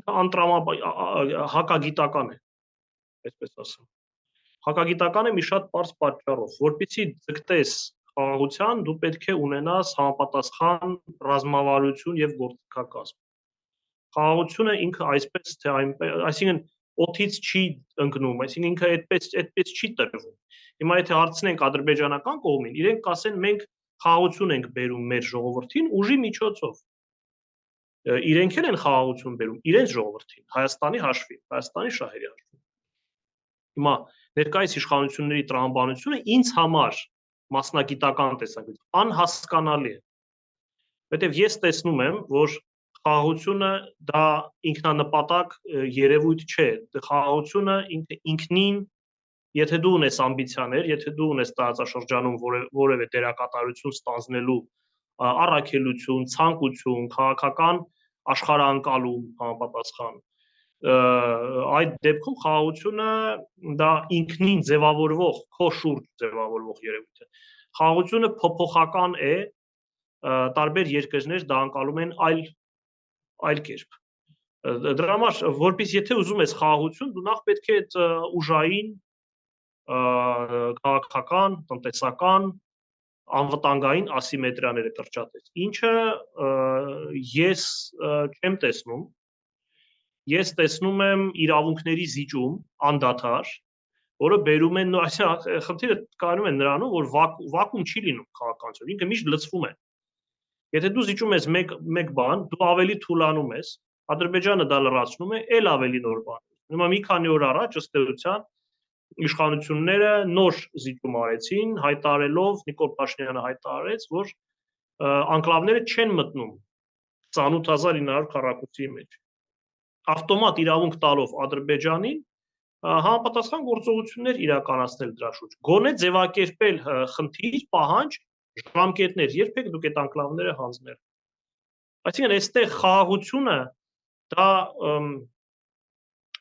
բոլորն են ձգտում խաղաղության։ Չկա երկիր Կլաուզևիցից էինք, ես նորից շեշտեմ, Կլաուզևից հետաքրքիր ձևակերպում ունի այդ առումով։ Ասում է ագրեսորը ամենախաղաղասեր երկիրն է։ Վերև ինքը ամեն ինչ ուզում է անի, որ դու պարտվես առանց դիմադրելու, որպեսզի խաղաղ կերպով դու հանձնվես իր ցանկություններին եւ պահանջներին։ Հիմա խաղաղությունը դարձնել օրակարգ պետք է անգլերեն ասած substance լինի մեջ։ Խաղաղություն պահվում էր, հարաբերական խաղաղություն, երբ որ կար ուժային բալանս, աշխարհագրական նաև բալանս, աշխարհագրական վերահսկման տարածաշրջանային բալանս Հայաստանի եւ Ադրբեջանի մինչեւ 93-ից 94-ից մինչեւ 2020-ը։ Հիմա դա խախտված է։ Խախտված վիճակում խաղաղություն ադրբեջանցիների համար այլ ձև է դա անցալվում, հայերի համար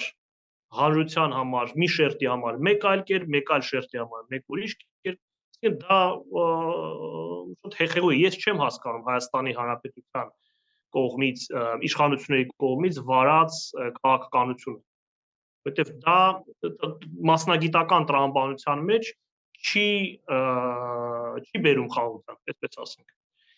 As of the recent question, I would like to add some note here. The international relations as discipline teaches us that even though the geography is not changeable, it is amendable politically.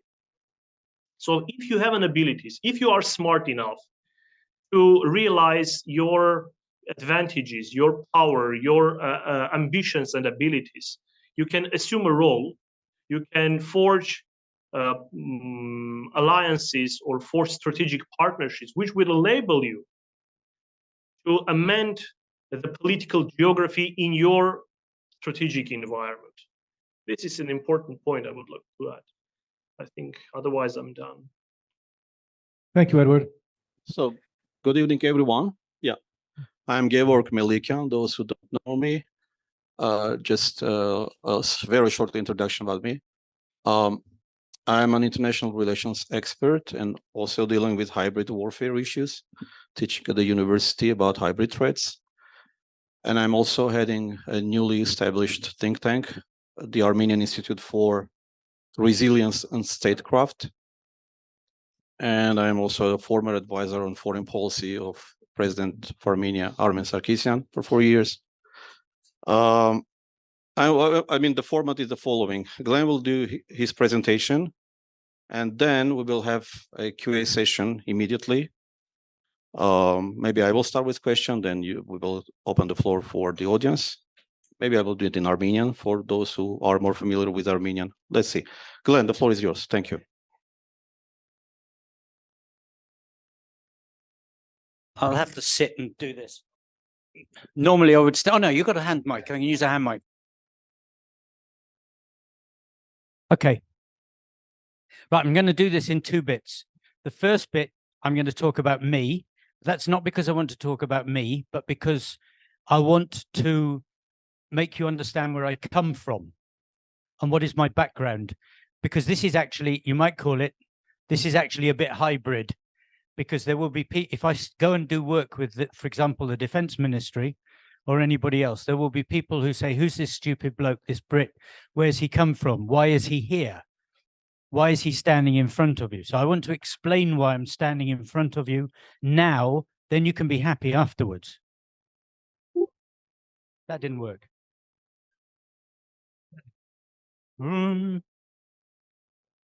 Yeah. Right, the aim of hybrid warfare then is to overwhelm and distort the thinking of society. That is the main thing, overwhelming and distorting the thinking for actions to take place that leave people thinking something is something else. And I will talk about that largely in the second half, because that's quite important. So keep calm and listen to Glenn. It's a good mug, actually. I really like that one. It's a super mug. So, okay, so I joined the army at 15. 15 years of age, people, 15, okay? So no university, no senior school, 15 years of age into the army. That was when I was 22. And I started running internationally when I was 22, as well as being in the army. So I had normal army jobs, troop commander jobs, troop commander with guns, but I was still running internationally at the same time. Then I went to 50 Missile Regiment. Notice nuclear. Okay, so I had a really serious background of working with nuclear, which is good because nuclear works with Americans. So it meant that very early on in my career, I was actually working with American troops and working with American, what do you want to call it? Not administration, bureaucracy, I suppose, somewhere in between bureaucracy and administration, and all the big thick books they had.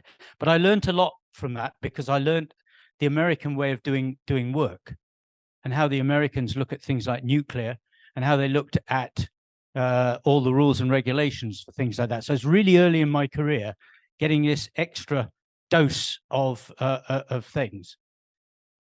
After that, I actually went as a recruit training instructor. So I was actually working with recruits, training recruits, which was really good for sort of human resource management. Skip as an artillery officer, skip the years of just doing artillery, shooting. And all that time when I was doing artillery, I was also an international athlete the whole time and also an international cross-country skier. And I got to international standard at orienteering. So I was traveling. And it meant I had the joy of going to different countries, often with the military, and enjoying a meeting and seeing other people in different countries all over Europe and Canada and Hong Kong and Morocco.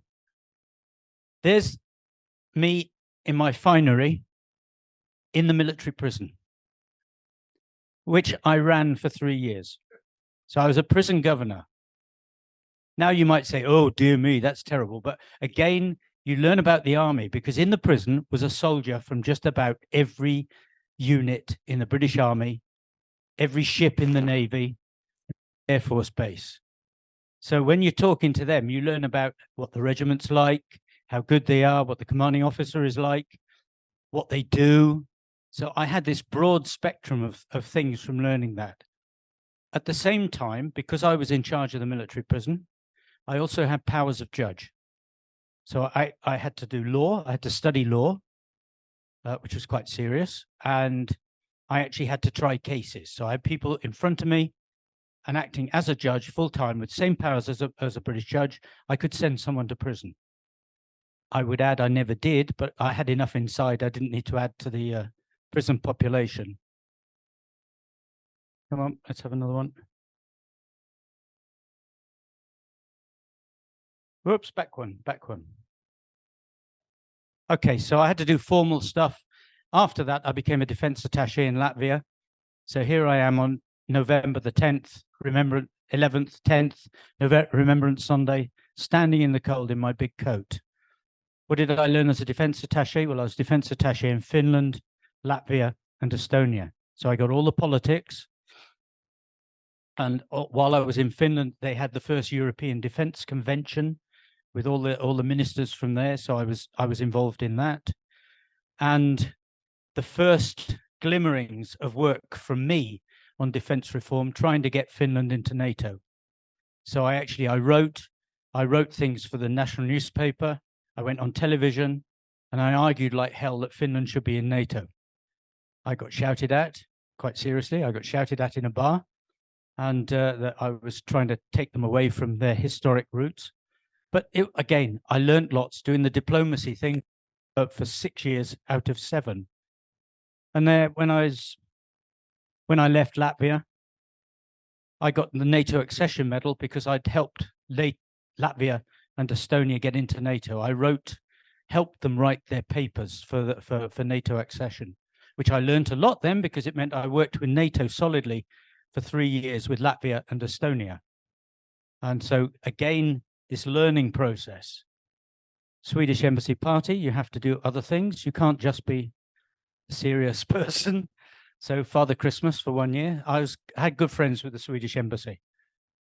They forced me to do it. I have to say this. No, here we are. No, back one.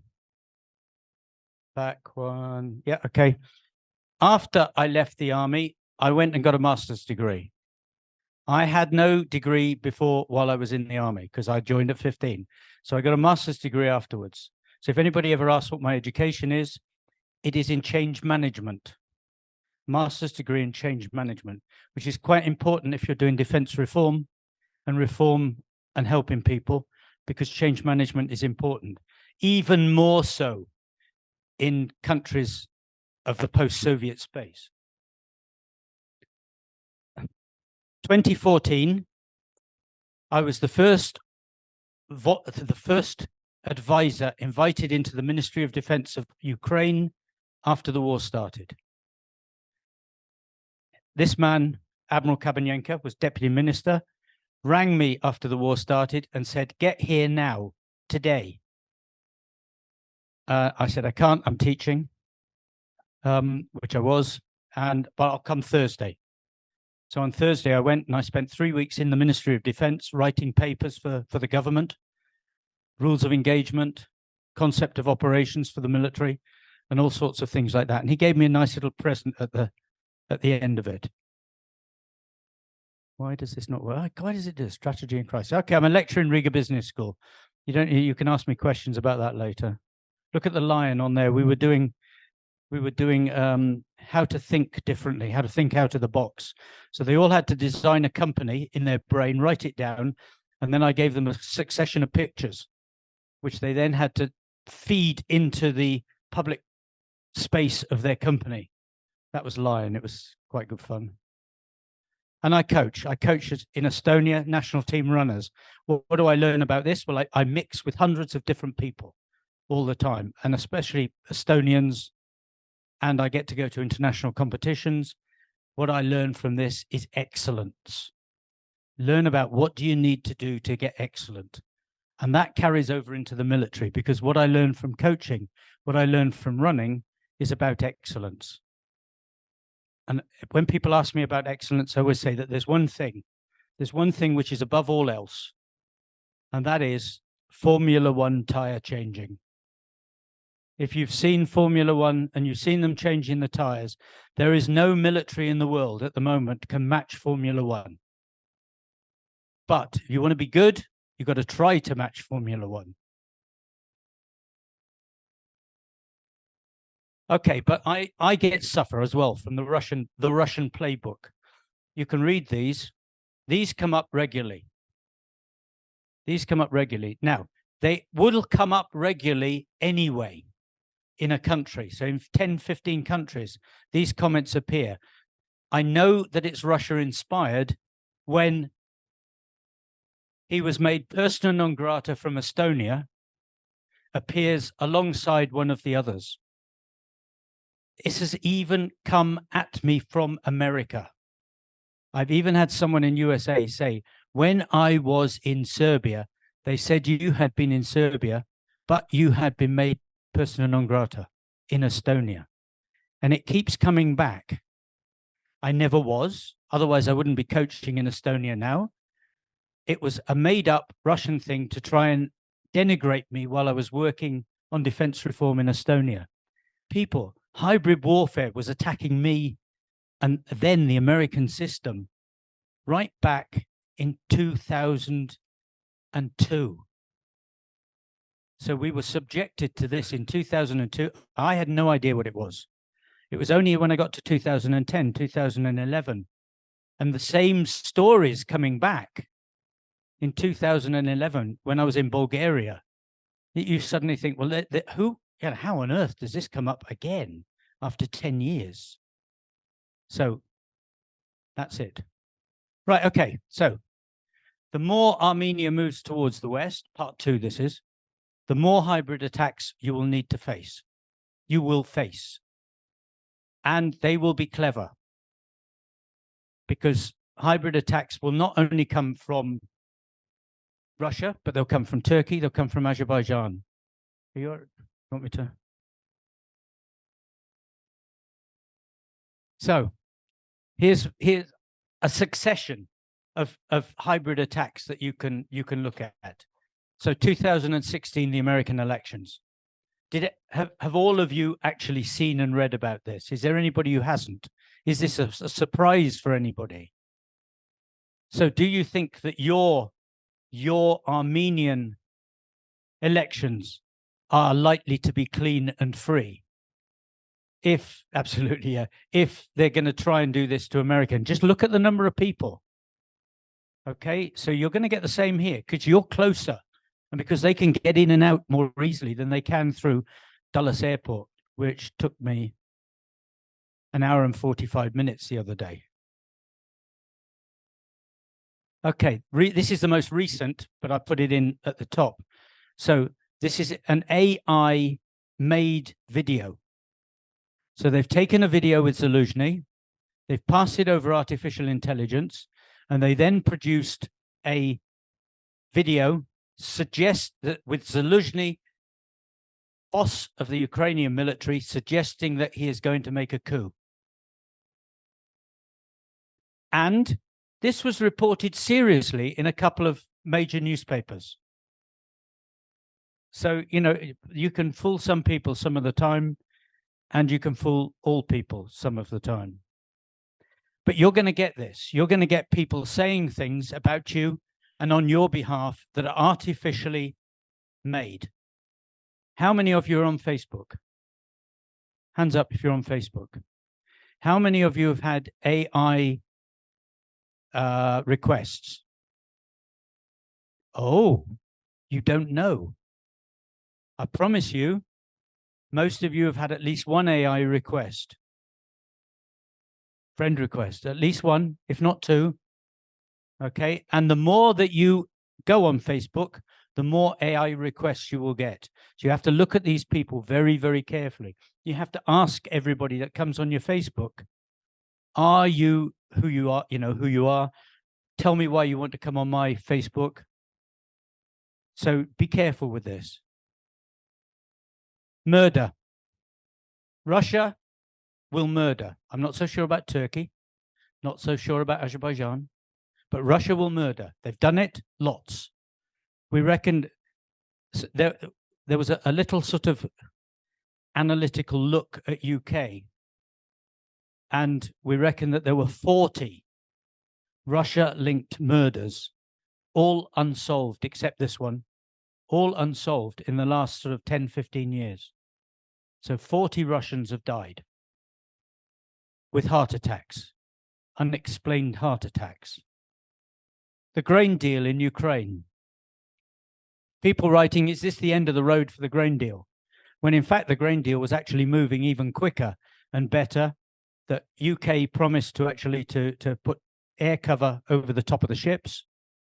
And basically we got a route down through the coast that the Russians were not going to touch. But at the same time as this was being done positively, this is what Russia was throwing out everywhere. Is the grain deal finished? Trying to actually to get people to start writing internationally that everything is going bad for Ukraine in the Black Sea, which in fact at the time it wasn't. It was the reverse. Check arms depots. How many arms depots were blown up in Ukraine? Anybody know? How many in Bulgaria? Well, lots. The answer about Russia actually destroyed about 10 arms depots, and until the Czechs actually ousted this one with Bellingcat, pretty much all of them were blamed on ammunition getting old, bad maintenance, bad everything else. When in fact now it's quite realized that they were actually Russia. Bellingcat has done good work on finding this, but this sort of thing that they will try and do to you if you don't guard your arms depots properly, their hybrid warfare will become real warfare, and they'll blow your arms dumps up or something else. Montenegro. Who remembers the attack on Montenegro? Yeah, one of you. I told the American embassy in 2013 that the greatest threat to Montenegro was state capture. I was told to take it out of the presentation and that I was foolish. 2017, a combination group of Serbians crossed the border and went to try and murder the Prime Minister. Thankfully, it was stopped.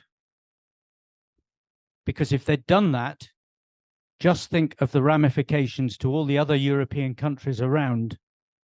So it's not just a direct attack on Ukraine, it's an attack on the West and on Western ways of working and thinking. Okay, the Ukrainian military officer did the pipeline. Who's read about this? Yeah, you've read about this. Did you actually believe it? But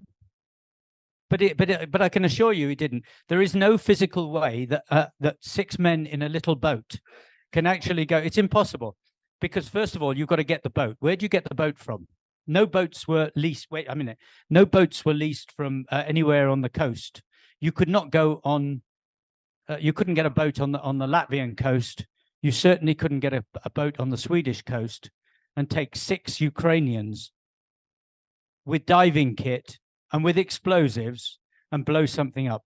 There were no small boats in the area. The big boats in the area were Russian. So it's rather, this is a good one. And the guy that did this, there is no way, he is special forces. And this is the clever bit about the truth of hybrid warfare. It's plausible. It could be true, except if you examine it and examine it sensibly, you realize it's totally impossible.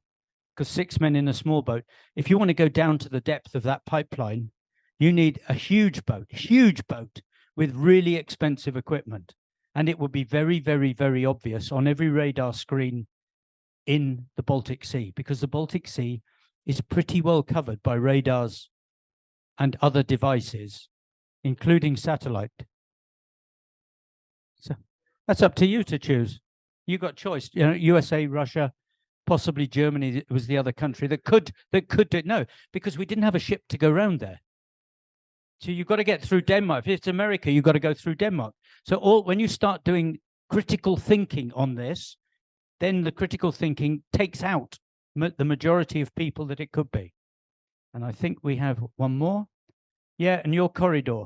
Please, this is about you on Wikipedia. This is about, and it's actually not very pro-Armenian, if you read it carefully. But who's gone on there and amended it? Who's read it before? Yeah. Anybody else read it? I found it. And if I can find it, all I put was hybrid warfare, Armenia. Zunk.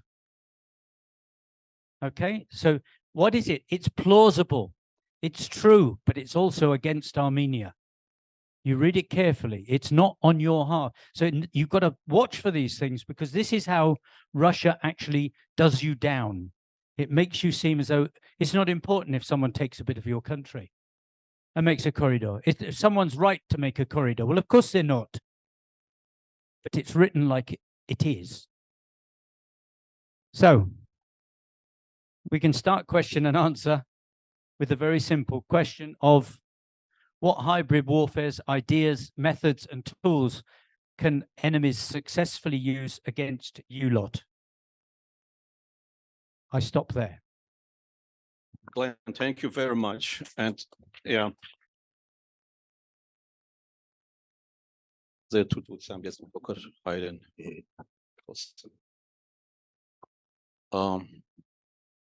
Գլենը շատ կարևոր կետի վրա կանգնեց։ Իհարկե մի քիչ խոսեց հիբրիդային պատերազմների առանձնահատկությունների մասին, բայց շատ կարևոր է, որ մենք հասկանանք, թե կոնկրետ Հայաստանը ինչ հիբրիդային պատերազմների մեջ է։ Հաճախ Հայաստանում հիբրիդային պատերազմ ասելով հասկանում են ինֆորմացիոն պատերազմ, տեղեկատվական պատերազմ։ Այո, ինքը մաս է հիբրիդային պատերազմի։ Եվ նաև օրինակ fake news-ը, կամ disinformation-ը, բայց դա ընդհանրապես պատմության մի փոքր մասն է։ Իրական խնդիրը շատ ավելի լայն է, եւ Ադրբեջանը, ինչպես որ դոկտոր Աբրահամյանը նշեց, Էդվարդ, պատերազմը մեր դեմ ոչ միայն զենքով, այլև ոչ կինետիկ միջոցներով։ Եվ դա մենք կոչում ենք հիբրիդային պատերազմ, ինչու, որովհետև ինքը համակցում է տարբեր գործողություններ եւ նրանց առանձնահատկությունը այն է եւ տարբերությունը ռազմական գործողությունից, որ նրանք տեսանելի չեն հաճախ։ Եվ այստեղ է օրինակ ՆԱՏՕ-ի անդամ երկրների համար շատ լուրջ խնդիր կա, հասկանալու թե ինչպես արձագանքել նման հարձակումներին, եթե դու չգիտես, թե ով է դրա կատարողը, կամ գիտես, բայց դժվար է ապացուցել, կամ նույնիսկ եթե ապացուցում ես, բայց դա հիմք չի, որպեսզի 5-րդ հոդվածը գործի դրվի։ Եվ սա խնդիր է առաջացնում բոլորի համար, եւ Հայաստանի համար հատկապես, որի պետական ինստիտուտների դիմակայունությունը բավականին ցածր է, բերում է նրան, որ Ադրբեջանը եւ Ռուսաստանը օգտագործում են այդ խոցելի տեղերը, որպեսզի կարողանան իրենց գաղափարախոսությունը եւ իրենց պատկերացումները մտցնեն մարդկանց գլխերում, ինչպես որ Գլենը ասեց, distortion of the thinking։ Եվ սա է, որ մենք կոչում ենք կոգնիտիվ պատերազմ, ճանաչողական պատերազմ։ Երբ օգտագործվում են բոլոր տեսակի միջոցները ազդեցություն ունենալու մարդկանց մտածողության վրա։ Եվ դա արտահայտվում է երկու ձևով։ Մեկը կոգնիտիվ բայեսների կամ կոգնիտիվ սխալմունքների օգտագործումով, մյուսը ստրատեգիական նարատիվներ օգտագործելով։ Այն ինչ որ Գլենը ասեց Զանգեզուրի հետ կապված, դա ստրատեգիական նարատիվ է։ Կամ այլ կերպ ասում են weaponized narrative, երբ դու օգտագործում ես նարատիվ այնպես, որ փոխես մտածողությունը։ Ենթադրենք, օրինակ Հայաստանում շատ են ասում այն մասին, որ Արցախը միշտ ճանաչված է եղել Ադրբեջանի կազմում։ Սա նարատիվ է, որը դաշտ գցեցին ադրբեջանցիները։ Հայկական նարատիվային դաշտում մենք նման մոտեցում երբեք չենք ունեցել։ Բայց այդ դաշտի նետված եւ նաև որոշ գործընթացների արդյունքում ինքը շատ հաճախ, ես քանի որ ուսանողների հետ շատ եմ աշխատում, ինչու եմ ասում ուսանող, որտեղ կարծում որ կարևոր է ուսանողների հարցը, իրենց մոտ նստած է օրինակ դա։ Կամ օրինակ ցեղասպանության խնդիրը։ Հիմա նարատիվներ են տարածում, որ դա չի եղել մեր դեմ։ Դա եղել է բոլորի դեմ, պատերազմ է եղել, եւ պատերազմի արդյունքում շատերն են մահացել, ինչպես եւ նաեւ հայերը, այո։ Երրորդ նարատիվը, որ Սփյուռքը մեզ խանգարում է խաղաղություն հաստատել Ադրբեջանի հետ։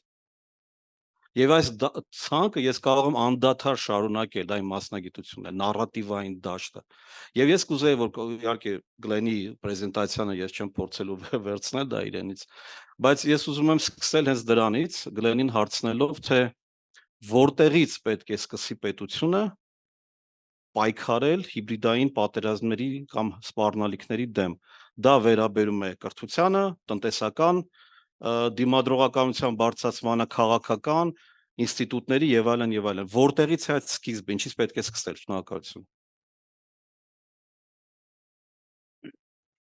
Thank you. That's a good question. I think that you know, first of all, the first thing is that people have got to take this sensibly, because if you actually look at, seriously, if you actually look at the amount of hybrid warfare activities taking place now, almost worldwide, you can see that it's become almost as important in some spheres as fighting, and therefore it actually needs to have the same seriousness taken of it as fighting. I think you all know ministries of defense are not designed to deal with this sort of stuff. It's not in their it's not in their playbook. They don't have the education, they don't have the training, they don't select the right people for this sort of thing. And actually you need some sorts of organizations to understand and to think about this carefully. Personally, I think that it's better off almost being NGOs. Because government organizations just, you know, they have this 9 to 5 attitude in their brains that doesn't fit with something which is actually quite, in these cases, some of these really bloody clever, really creative activities that most of us don't pick up quickly when we see it. And it's easy to get these things wrong.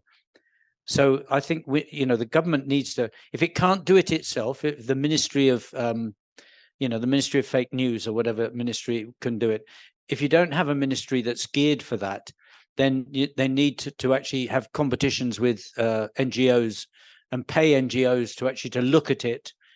And like in Ukraine, they have Stop Fake News, which is actually run by a friend of mine. And that's an NGO, and they every day they are reading every bit of newspaper everywhere about Ukraine and identifying, following up the sources and identifying if it's rubbish or if it's actually true.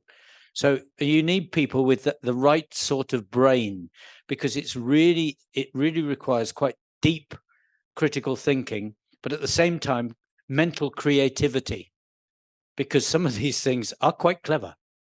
And if you're standard brain, you miss them. You just go over the top. You don't see them as, you take them as being true because they're so truthful. So that's my view is first of all, get it out, get someone working on it.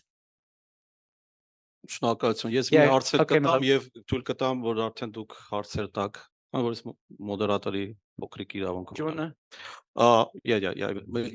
Գլեն, ձեր նախորդ ելույթում դուք խոսեցիք identity-ի մասին, որ հայերը եվրոպացի են, թե եվրասիացի են։ Արդյոք նարատիվը կարող է առաջացնել ինքնության ճգնաժամ, identity crisis։ Օրինակ, եթե երկար պնդեն, որ հայերը եկվոր են եւ այդ եկեղեցիները հայկական չեն, միգուցե հաջորդ սերունդը այդպես էլ մտածի եւ իսկապես համարի, որ ենթադրենք մենք պիտի չպայքարենք Արցախի համար, եւ նաեւ միգուցե Հայաստանում շատ եկեղեցիներ հայկական չեն, ուղղակի վրան հայերեն է գրած ընդհանրապես, ինչպես որ պնդում են ադրբեջանցի, բայց եթե նարատիվը կա ունի ինքը միջոց մտնելու մարդկանց ենթագիտակցության մեջ, դա կբերի արդյոք ինքնութենական խնդրի, այսինքն ideational եւ identity crisis կարա բերի, թե չի կարա բերի։ Շնորհակալություն։ Yeah, the answer to that is yes, it can. And did so in Ukraine and actually outside of Ukraine, because the Russian church in Ukraine was creating an awful lot of problems, and then supporting the Russian narrative all the way through. And what happened was, of course, there a lot of people were going previously and historically to the Russian church, and they felt that any attack on the Russian church was an attack on them, because you know religion is religion, and even the European Union complained about the churches being closed and these people being disenfranchised. Well, you can't really disenfranchise someone when you have to clear out an organization that is actually giving out pieces of paper that says the government is rubbish, Russia's coming tomorrow, sort of thing. So it can actually have problems like that. And I think that this is where Russia is quite clever, is striking at, they're particularly good at identifying the fault lines in society and then driving mental hybrid warfare, fake news and ideas down those fault lines, trying to actually to separate this. And in Ukraine at the moment, the big thing is, the government has been kleptocratic and stealing money. But majority of Ukrainians are quite happy to keep it as a government because they don't want another Maidan.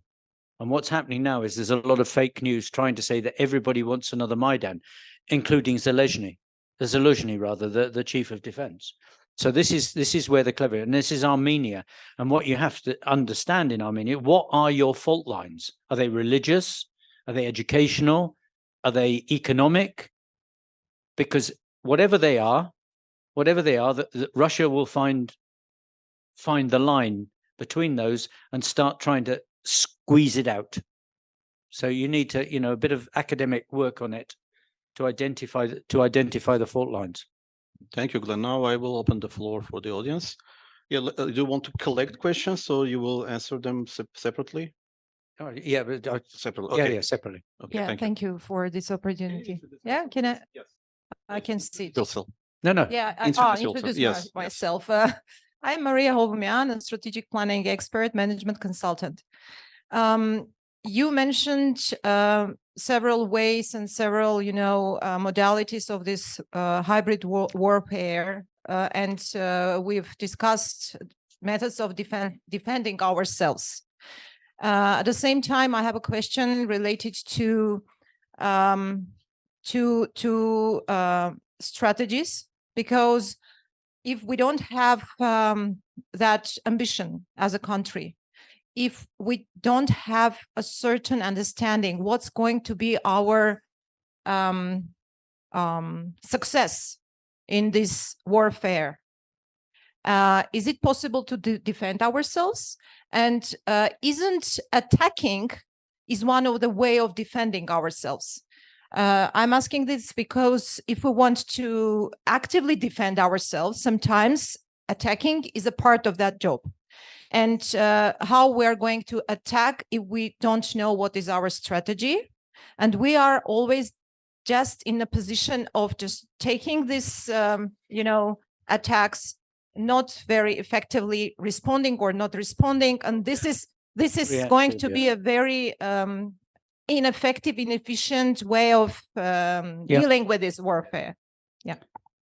I mean, there's lots of questions in there. Actually, it's more than one. But yes, but you're right in the reality that if you don't have let's just say a vision, then you as a country, then it becomes hard to find a strategy to protect that vision.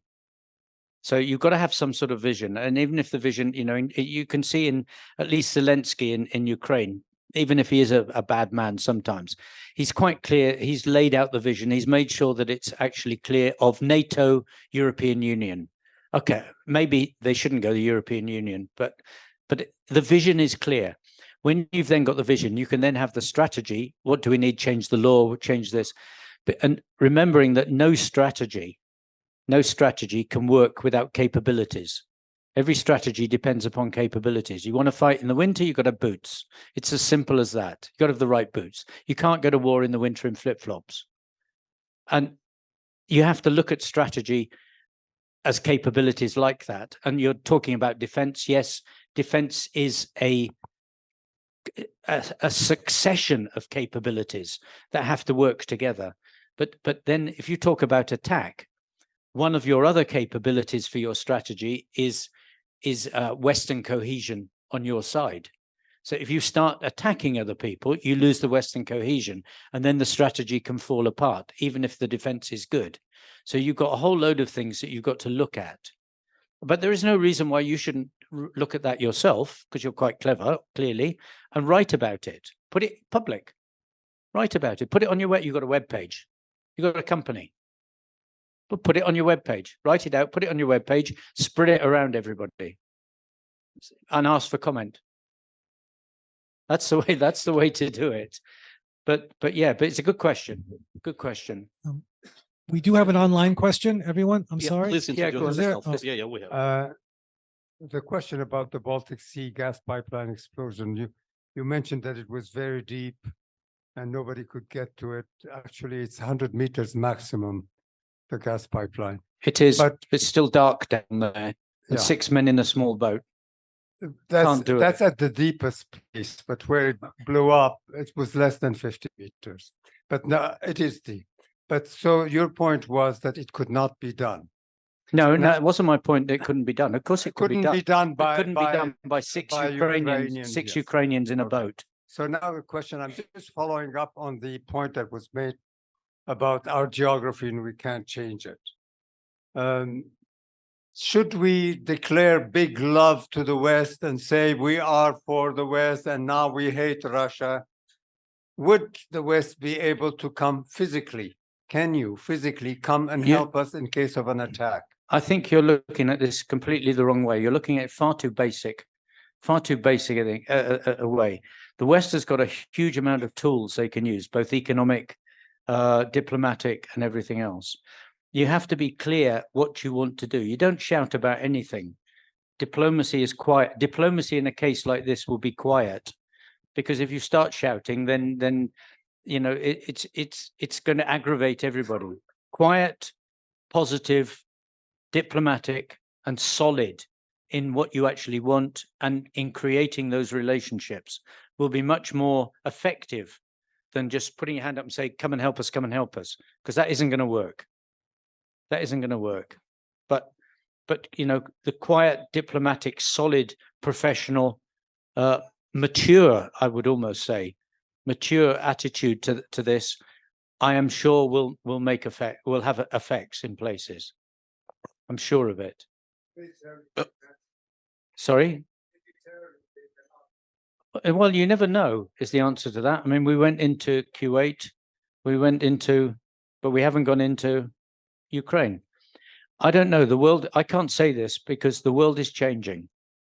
The world is changing in a serious way at the moment. And when things are, when you unleash the dogs of war or whatever, and things start to go differently, you cannot tell what will happen, and you can't tell what the politicians will do in the future. It's unimaginable at the moment, which is why you've got to stick to the basic tools and do them well. Get as far as you can down the line. We have a question. A question online. Yes, the Colonel organizers, Walensky yes, has a question. Oh, Colonel, no. I think, yes, he's behind you. Yeah, go on, Vlad. Hello, everybody. Hello, Glenn. Can you hear me? We Yes, hear you. can do. Can you see me? Yes. Okay. Actually, my question is half question. I just wanted to support Glenn's recommendations. Glenn just stole my line. The first thing is to identify our own fault lines. This is also our lesson that we are trying to learn in Bulgaria, because the trick is that we actually know where our main fault lines are, but we do nothing about this, and we leave them informationally void. So we're doing nothing about these fault lines, and the enemy just enters this space, acts aggressively, and we start complaining that this is disinformation and this is outrageous and this is not acceptable, and so we start blaming the enemy, that the enemy is good. So don't we see, Glenn, this is actually my question, don't we see this like a psychological how to say, phenomena, that we avoid looking into the problem in its face, because the problem is within us, within our own ability to be critical, to have critical thinking first and foremost towards ourselves. Oh, I'd love to say yes, but I mean, I think you're right, and I think that this is probably a good area for study and working with students. Of if we actually identify the fault, I mean, Vlad, taking from what you've said, if we identify the fault lines of ourselves in our own countries and go public about them, then they become impossible to actually to be used. So I suppose what we're saying in terms of hybrid warfare is be as open as possible about the problems and try to solve them, whether that's religion, whether it's economic, whether it's something else. And then you take away the possibility of Russia actually doing something, because then you've ruined their fun in that respect. Yes.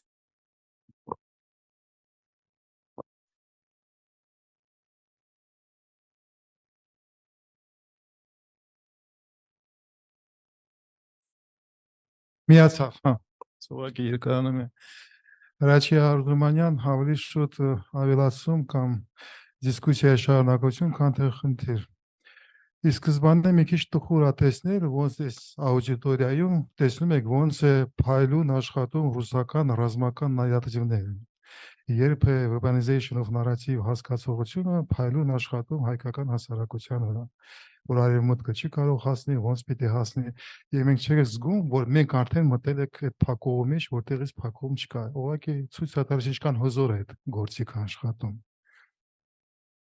Այդ առաջինը։ Երկրորդը հայկական կողմը, հայկական հայ ժողովուրդը Հայաստանը ունի մեծ յուրահատկություն եւ սպառնալիք։ Առաջինը, այդ բոլոր նարատիվները, այդ բոլոր մշակութային խորությունը, որ մենք ունենք, մեզ բավականին տոկուն է եւ դիմակայուն է ստեղծում։ Եվ այդ բոլոր նոր նարատիվները, որը փորձում են ձևավորեն, ռազմական նարատիվները փորձում են ձևավորեն թշնամիները, իրանք մեծ արմատ չունեն արձել հայկական հասարակության վրա, որովհետև քո արմատները, քո մշակույթը շատ խոր է։ Դու աշխարհում վաղուց կաս, դու կաս տարածաշրջանում, Մերձավոր Արևելքում, դու կաս Երուսաղեմում, հայկական կվարտալ ունես այնտեղ։ Դու խնդրեմ չունես մեծ, եթե մտածում ես, դու բավականին դիմակայուն ես, դու կարող ես դա ինչ անել, բայց այստեղից ծնվում է մեծ սպառնալիք, որովհետև քո թշնամին հասկանում է, որ հայկական հարցը ինքը կարող է լուծել հիբրիդային մեթոդներով ձևով, եւ ինքը ոչնչացնում է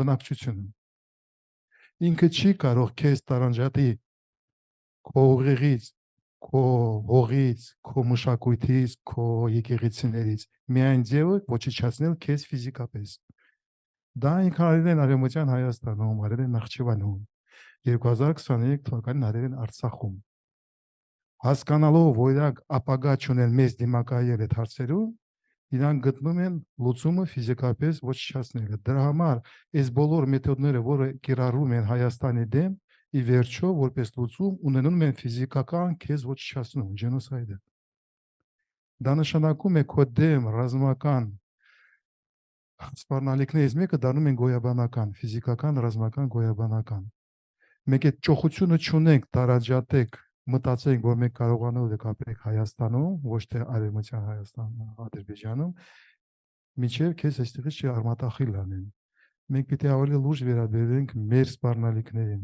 Շնորհակալ եմ։ Շնորհակալություն։ If I could just make one point, I picked up your point quite clearly there about the fact that you know Russian narratives are already deeply entrenched. I was interviewed during the break, and the first question was about, you know, Russia has been our ally for the last 10, 20 years. Well, people, Russia hasn't been your ally ever. If you thought Russia was your ally, you were living in a fool's world. Russia does not have allies. There is no such thing as an ally with Russia. Russia has been fooling you. And why? Why? Because you've been buying all your fuel from her. So she's quite happy to call you an ally. Quite happy to sign pieces of paper with you. We'll sign anything if you buy the fuel. So, you know, that question really actually hit me straight away, that someone actually thinks that Russia has been your ally. Bad news, people. Hard luck. Մի դիտարկում պարոն Արզումանյանին, Կարո Արզումանյանը մեր բացառիկ մասնագետներից մեկն է հիբրիդային պատերազմների ուսումնասիրման առումով։ Պարոն Արզումանյանը շատ կարևոր մի հատ բան հիշեցրեց, ֆիզիկական բնաջնջումը, բայց հիբրիդային պատերազմի աշխարհում պարտադիր չի, որ ֆիզիկական բնաջնջումը լինի գործիքներից մեկը։ Դեմոգրաֆիական խնդիրներն առաջացնելը եւս հիբրիդային գործիքներից մեկն է։ Օրինակ, եթե մենք շարունակենք այս տեմպով, մենք հնարավոր է Սյունիքում շատ լուրջ խնդիրներ ունենանք ժողովրդագրական, արդեն ունենք մենք, քանի որ հոգեբանական առումով, երբ որ մարդը իրեն չի զգում անվտանգ, իր մոտ խնդիրներ է առաջանում գնալու, ուղղակի ֆիզիկապես գնալու։ Եվ սա անում է Ադրբեջանը, անում են Արցախում երկար տարիներ, հիմա կամաց սկսում են անել Սյունիքի եւ այլոց, անընդհատ ենթադրենք, երբ խոսում են Սյունիքի մասին, մարդկանց մոտ հոգեբանական խնդիր է առաջացում, որ դա իրենց մասին է, իրենց անվտանգության, ոչ թե Երևանի ենթադրենք։ Եվ սա եւս հիբրիդային գործիքներից մեկն է, որ էլի շատ անտեսանելի ձևով կիրառվում է։ Եվ մեր խնդիրն է հասկանալ ինչպես այդ ամենի դեմը առնել, այսպես ասած։ Հաջորդ հարցը, խնդրեմ։ Yeah, if you may, you talk about the elements of the hybrid warfare, like you know, we need to defend our military ammunition warehouses. Can we talk about defending and our warehouses if, for example, the most important logistic, our airport, Zvartnots airport, is absolutely controlled by Russians? Do we need to use our resources to defend our military warehouses if it is open for the possible enemy to come to work into our bases and to blow them up. Excuse me, why are you asking me that? No, yeah, I just That's your business, mate. yes. That is your I just business. wanted to reiterate that we shouldn't talk about anyhow defending our military or our civilians if we have no any political will to change, to take to ourselves the most important logistical points in our country.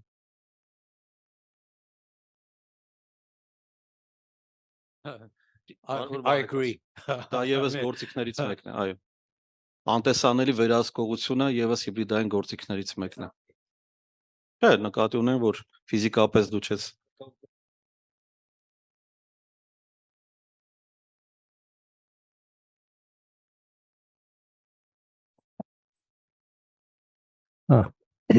Աշոտ Հարությունյան, Շուշի հայրենակցական միության նախագահ, պատմաբան։ Նու այստեղ հիբրիդային պատերազմի մասին խոսացիք, իհարկե դուք դրսից շատ հիանալի տեսնում եք այդ ամենը, բայց որոշ բաներ նաև ձեզնից է թաքցված պահում։ Խոսքը գնաց ժողովրդագրական խնդիրների մասին, ասեմ ձեզ, որ մենք Արցախից բռնի տեղահանվածների համար 21 թվականից ի վեր այս կառավարությանը խնդրում ենք, որ աջակցեն բնակավայրի տրամադրման հարցում, մեզ այս խնդրում օգնության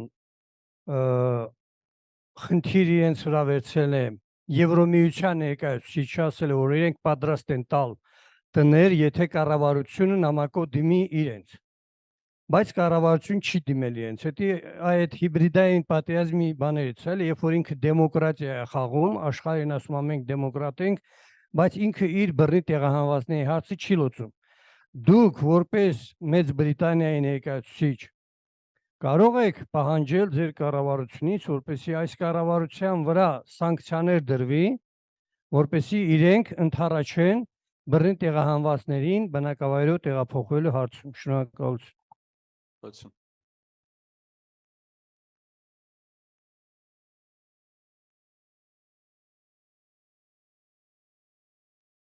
Yeah, I'm not sure that is necessarily something any other government outside would be involved in. But there is clearly, just from the questions, there's clearly enough understanding of hybrid warfare within the room to maybe, collectively come together again, you people, and actually sit down and work out all these vulnerabilities and how to actually to what systems and processes you can put in place to actually to do something about it. I would say, I see, we've had some students here, and I would say definitely the more that this can be dealt with in university, in international relations, in security studies, and in other things, then the stronger that the country will be, and the quicker that the country will be strong in these areas. It needs to be academicized, as Rab would say, and actually put into the public space.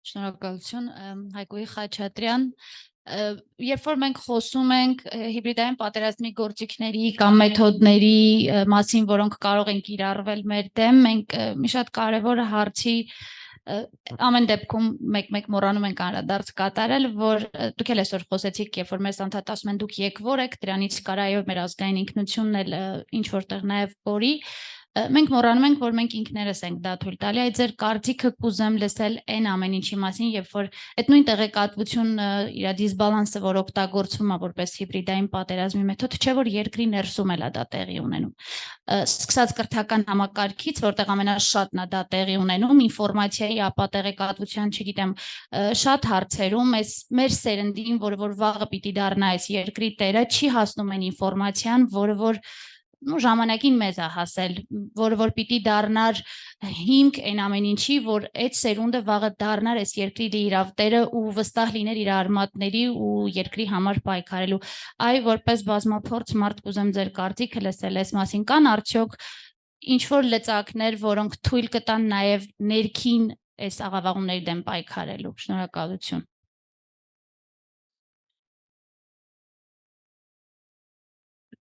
Well, I think I go back to what I said before, which the prime one is education, critical thinking in education, and spreading the vulnerabilities about as subjects to be discussed.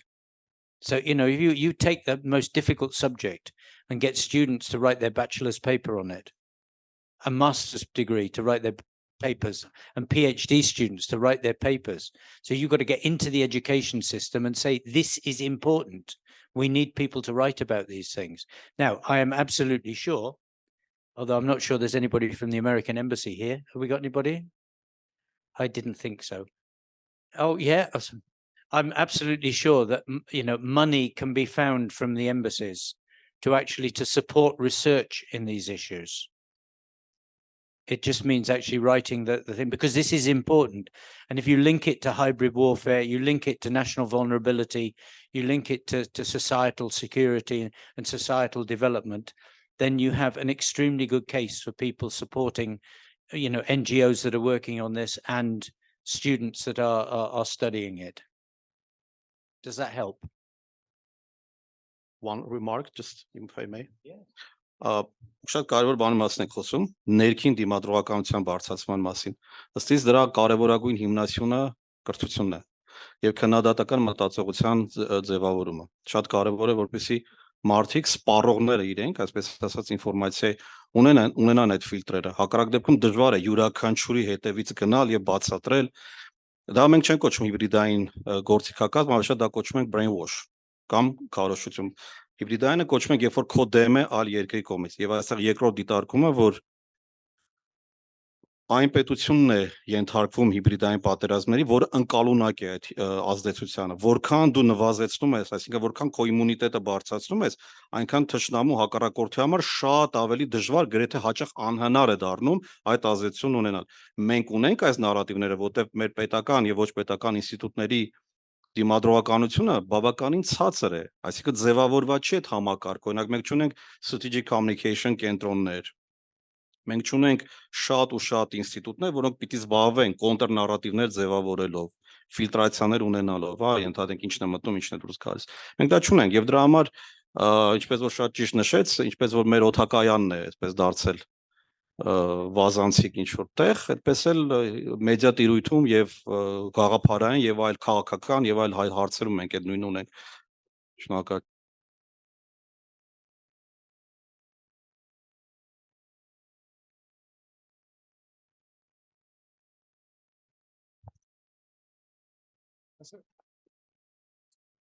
Very much. One simple question. You've just bombarded us with how bad the Russians are and giving us propaganda, constant brainwashing and lies. You never mentioned America. And America spends far more money on propaganda, as you call it, than any other nation in the world. Yeah. Which would you rather have? Lies and distrust, or actually people trying to help you? I listen to both of them and then I make a good judgment. But you're telling Sir, people that here is that that, it's and only one-sided. I'm telling you, yes, it is, because I don't recall America going to any of the countries around here and killing people. You don't remember them interfering and creating Maidan? You don't remember Oh, them? come you don't on! remember what they've done in Syria? Don't start these nonsense jokes. Oh, There was only one person out of the American embassy on the day of the Maidan. I can tell you that. I can tell you who he was. It was the Marine attaché. He was ordered not to go anywhere. They were all ordered not to go anywhere. So if they were involved in the Maidan, I'm sorry, you're up the wrong tree. I don't think so. I know you don't, but that's your choice. We're taking last two questions. We have time. No, we have time. Thank you, Colonel. Until 7? Okay. Thank you, Colonel Grant. I just wanted to ask, hybrid warfare is not unique to Armenia. It's affecting all the countries in this region, especially Russian-inspired hybrid warfare. So what do you think is a way Armenia should approach cooperation around combating hybrid warfare? Should we work with other countries such as Ukraine and Moldova, and what would that look like? I know recently also the EU is funding a disinformation center in Moldova. Are there lessons to be learned there, and what could you tell us based on your experience? And one other thing, by the way, the first victim of the Maidan Okay, and by the way, the first victim of the Maidan was actually Armenian. Yes, you're right. I mean, there's a lot of information out there, and there does need to be, despite my comment about defense ministries are not designed for this, defense ministries have to be involved in this, because this is the sort of, any weakness in the defense posture will be exploited. There isn't any question about that. And so the more links that can be actually produced with other countries, especially Ukraine at the moment, I think the better, because there's so much information there, especially with things like Stop Fake News, the NGO Stop Fake News. I mean, that needs to be hooked in by people. If you haven't got it, you need to get the boys there, and even perhaps get them to come and talk to you and talk. Because there's real deep knowledge in those places. The same in Moldova. I mean, Moldova has woken up. This last government has actually sparked on what is happening, and they're actually beginning to try and understand where all these things that are coming in are coming from, and who's doing it, and who's being paid, and how much they're being paid, and basically where the FSB are in their country and what they're doing. So that's again, you can link with these people, but it does mean someone's got to do that. And if the government is not happy to do that, then NGOs need to actually try and create some sort of linkage with people. Thank you. I'm Stella from CivilNet, and my question is short. Can we assume that democratic societies, let's say open societies, are more exposed to hybrid warfare than those in autocratic regimes with strong state propaganda? Thank you. I think you're right in many cases, because democratic societies have much more open press, and so and if you look at the Sun newspaper in Great Britain, I mean, the Sun newspaper has been putting fake news out there since the beginning of its inception, including bus found on the moon. So fake news has been in UK all the time, but of course what that has done is actually create a certain amount of skepticism about news. Man bites dog, catches rabies. Doesn't actually catch quite as easily as perhaps it might. But I think you're right, because democracies do have a weakness. I mean, what is interesting is you'd be very, very hard pressed to do fake news in Finland, because the press is actually is so close to the public. The media is so close to the public, and the newspapers give so much basic information. You'd be hard pressed to get anything in there that was nonsense. The Finns would just say, "That's stupid. Who wrote that?" And the journalists would be pilloried in 5 minutes.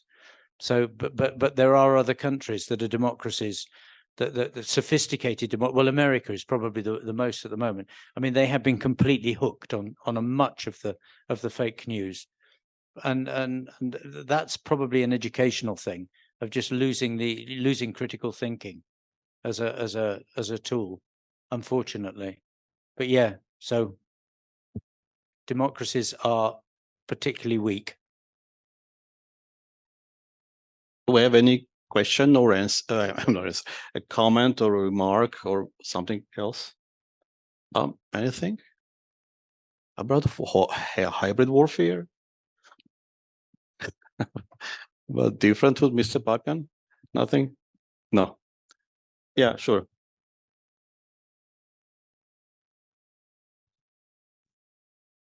Hi, my name is Diana. I'm a researcher in conflict and security studies. And I just wanted to say, we talked a lot about weaponized narratives reaching the public, but actually what is going on right now in Armenia, it actually very, very reached the researchers and the NGOs that are working right now. And I have been reading a lot of publications by the Armenian researchers, the leading think tanks and research agencies, and they are the ones who are spreading about the peace negotiations with Azerbaijan and the Azerbaijani enclaves being under Armenian control and so on. So actually, yeah, I mean, I know that my question is a bit rhetorical. So what what is left for the researchers like me, actually, because these think tanks are actually very in leading position. And if someone works with the European Union, you know that if they start working with some research agencies or think tanks, they actually don't like changing the directions and so on. So the problem is that the NGOs that I'm working with and the research agencies that I'm working with are actually very actively spreading this propaganda and brainwashed ideologies in the Armenian youngsters.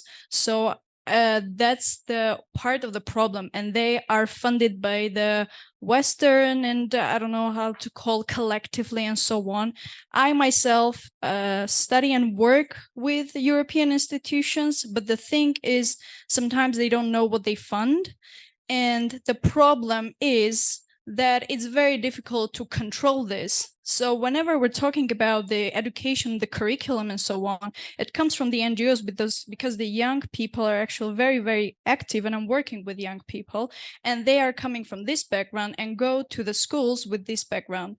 So my question is very rhetorical, what to do, but then it's a very, I don't know, it's the reality that we're living right now. Thank How you. long have you been to Armenia?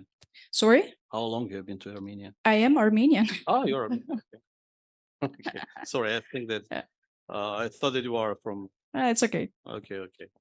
Yeah, but great, because not many, even like those who are working in think tanks, can share the view that they were saying. I mean, a lot of people think that they are helping this government to protect the revolution's values, and that because of that, and also because of not allowing like the previous government to come to power, everything then they can do, including spreading false information and propaganda and kind of things that are not really in Armenia's interest. And also, yeah, a lot of European institutions and Americans funding these kind of projects. It has been our fight for so long time. I mean, and welcome to the club. I think also, I mean, you have to look at these things carefully to see whether it's, as you say, whether it's lacking of real understanding of what's going on, or whether actually someone has been infiltrated in. And there are several of the key institutions, NGOs in America, in around Washington, that have actually been set up deliberately to spread false information. And then they're now people have realized it, they're now being caught up and actually exposed. But you know, you must have at least one or two in Armenia who have been designed to actually to be part of the hybrid warfare activity. So it's up to, you know, I'm going to say people like you to be sharp and I decide whether you're exposing something that is hybrid warfare or whether it's just, you know, stupidity and bland writing or bland thinking, non-professional approach, and it could be either. So, you know, that's a good piece of work for you if you can do that. Բարև ձեզ, իմ անունս Էդգար է, ես ներկայացնում եմ ոմա ՀԿ-ն, ուրեմն հետևյալ հարց ունեմ, ոնց եք գնահատում Իսրայելի պայքարը հիբրիդային պատերազմում, այսօր որ իրանք Գազայում կռիվներ են տանում, ու ինչ օրինակներ, օրինակ մենք հայերս կարանք վերցնենք իրանցից, շնորհակալություն։ I'm not sure that there were that many good examples initially. I think the Israelis are now actually beginning to realize, you know, that they'd lost the initial battle even before the fight started, but not just lost it, but lost it badly. And now they're fighting back. But you know, when you're fighting back, you're always, to use the cricket expression, you're on your back foot. You're not leaning forward. You're not actually being active about this. You're fighting fighting for someone else's narrative, to prove someone else's narrative is wrong. They're doing a lot more now. And I mean, you go on LinkedIn and you can actually see that, you know, every third or fourth post on LinkedIn is an Israeli post or an Arab post. So the battle is very strong in the social media. But okay, you know, I mean, I think you can learn from it, and that what you learn is don't lose the war before it starts. Մի դիտարկում, քանի որ դուք ոմայից եք, Ես մի նարատիվ հիշեցի, որը կարծում շատերի համար կարևոր է։ Ադրբեջանական կողմը ոմանք կարող եք թարգմանել, որպեսզի ողջ նկատի ունեի թարգմանիչները։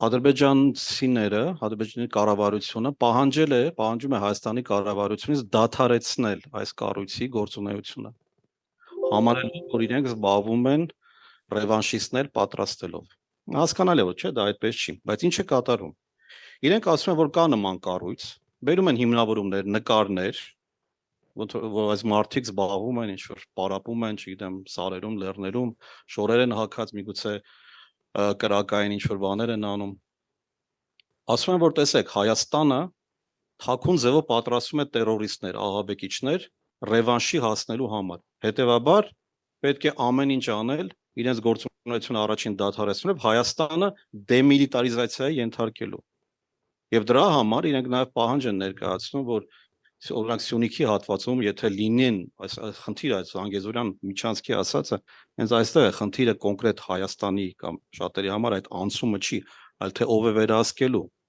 Եվ այստեղ է որ նրանք ասում են, քանի որ Հայաստանը ռևանշիստական, տերորիստական շարունակում է ունենալ նկրտումներ, մենք չենք կարող վստահել իրենց, հետևաբար մենք պիտի այդտեղ վերահսկողությունը հաստատենք։ Սա եւս նարատիվային դաշտի եւ նաեւ հիմնավորում բերել արևմուտքում, թե ինչի է պետք իրենց օրինակ Զանգեզուրի միջանցքը։ Այսինքն սրանք կատակ բաներ չեն, սրանք գեղեցիկ պատմություններ չեն։ Սա այն կոնտեքստն է, որի մեջ դնում է քո հակառակորդ թշնամին քեզ, որպեսզի լեգիտիմացնի իր հաջորդ քայլերը եւ գործողությունները։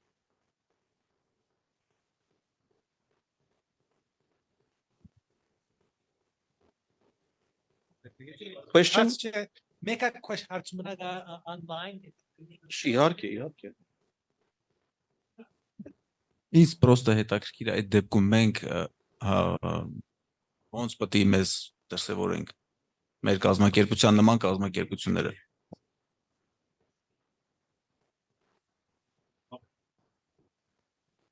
You just got to keep talking about it. And that's all you can do. Use your pen, get writing and keep asking questions. That's all you can do in these cases. And be as, as active as you dare. And the more of you that are active, the more difficult it is for any government to deal with you. It's easy to block out one or two. It's a lot more difficult to block out 25,000. Դուք տեսել եք որ Բաստիոնի նկարները այդ ռազմամեքենաների։ Երբևէ ձեզ չեք հարցրել, թե այդ ինչպես է ստացվում, որ հայկական բոլոր գնումները ռազմական հայտնվում են մամուլում, բայց ադրբեջանական որևէ գնման մասին մենք տեղյակ չենք։ Որովհետև սա ստեղծում է նարատիվ ցույց տալու, որ Հայաստանը պատրաստվում է պատերազմի Ադրբեջանի դեմ։ Այլ հարց որ իրենք միլիարդների զենք են գնում, մենք դրա մասին չենք խոսում, բայց որ հայերը գնել են ինչ-որ դեռ հասկանալի չէ թե ինչ կարողունակությամբ մեքենաներ, զրահամեքենաներ եւ ոչ միայն Հնդկաստանից դուք գիտեք։ Հարց տվեք, ինչպես է ստացվում, որ բոլոր այդ ինֆորմացիաները փակ, որովհետեւ պետությունները ընդհանրապես չեն ասում զենքերի գնման մասին, մինչեւ դա կարիքը չի լինում։ Անընդհատ հայտնում են մամուլում։ Սա հենց եւս այդ հիբրիդային պատերազմների մի մասն է, որ իրենք անընդհատ մեզ դնում են ագրեսորի կարգավիճակում, պահելու անընդհատ այդ լեգենդը, որ մենք ագրեսոր ենք, որ մենք ենք նախահարցակը, որ մենք պատրաստվում ենք պատերազմի, եւ իրենք ընդհանրապես ինքնապաշտպանության ռեժիմի մեջ են։ Եթե հարց չկա, հարց ունենք on-line, okay։ Մի ասեմ այդ նկարները ադրբեջանական արդյունքի ադրբեջանական աշխատանքի, ոչ թե ընդհանրենք ֆրանսիացիները անմիջապես փոթի չհասած արդեն նկարները դրեցին կայքերում, հա։ Ֆրանսիացիները չեն արել դա, ոչ էլ հայերը։ Yes, thank you. Historically, we had the Cold War era. Are we now in the cyber war era? And most of us do not yet know it. And Professor, do you also have a question, or was it the comment that you wanted to share? Can you hear me? We hear you, and we heard your comment. Thank you. Okay, thank you. Very good. Thank you. Thank you, everyone. And our next panelists are waiting to join us. Colonel Molensky, yes, and Tom Young, yes. This is we have our fourth panel right now, fourth and final for the evening. Our moderator. Dear guests, I would like to ask for your attention. So my name is Tatevi Kairapetian. I'm a historian. I hold a PhD in history, and I'm mostly focused on Azerbaijan domestic politics and how Nagorno-Karabakh conflict impacted on that politics back in 90s. Today, I'm honored to have this panel discussion with our two important guests, and we have very interesting topic, which I think is very important for us nowadays. It's called strategic disasters, the dangers of appeasement. Why I think it's very important, because currently we know that the Armenian government adopted a policy where they say we don't want to talk about Nagorno-Karabakh anymore, the topic is over, it is closed. But as a result, if they expect to see Azerbaijan as a peace lover and the peacekeeper, they see Azerbaijan who claims that current day Armenia is a historical ancient Azerbaijan, and on the level of the president, Armenia is called Western Azerbaijan. So I would like to invite our guests and have a discussion. How much is the policy of non-confrontation, as the Prime Minister of Armenia stated, is justified, especially after the aggression or act of aggressions? How much it is possible to build a peace with the aggressor who is proud that they use the force or threat of force? For that discussion, I invite to the floor Dr. Thomas Young, Defense Security Cooperation University and Naval Postgraduate School, and Colonel Vladimir Milensky, Bulgarian Army. So we have Mr. Young on our Zoom call. Thank you. Okay, maybe I'll start then. Good evening from lovely Warsaw. I apologize, I can't be with you in Yerevan. Warsaw is the second best. Maybe I should say that. I need to start my discussion by stating very emphatically and clearly that as an employee of the United States government and the Department of Defense, what I have to say here in no way whatsoever reflects U.S. government policy or positions. These are my own personal views based upon many years of study of international strategic studies, shall we say, and working in Central and Eastern Europe with my good friends and colleagues, Vladimir Malinsky and Glenn Grant, for some 20 years.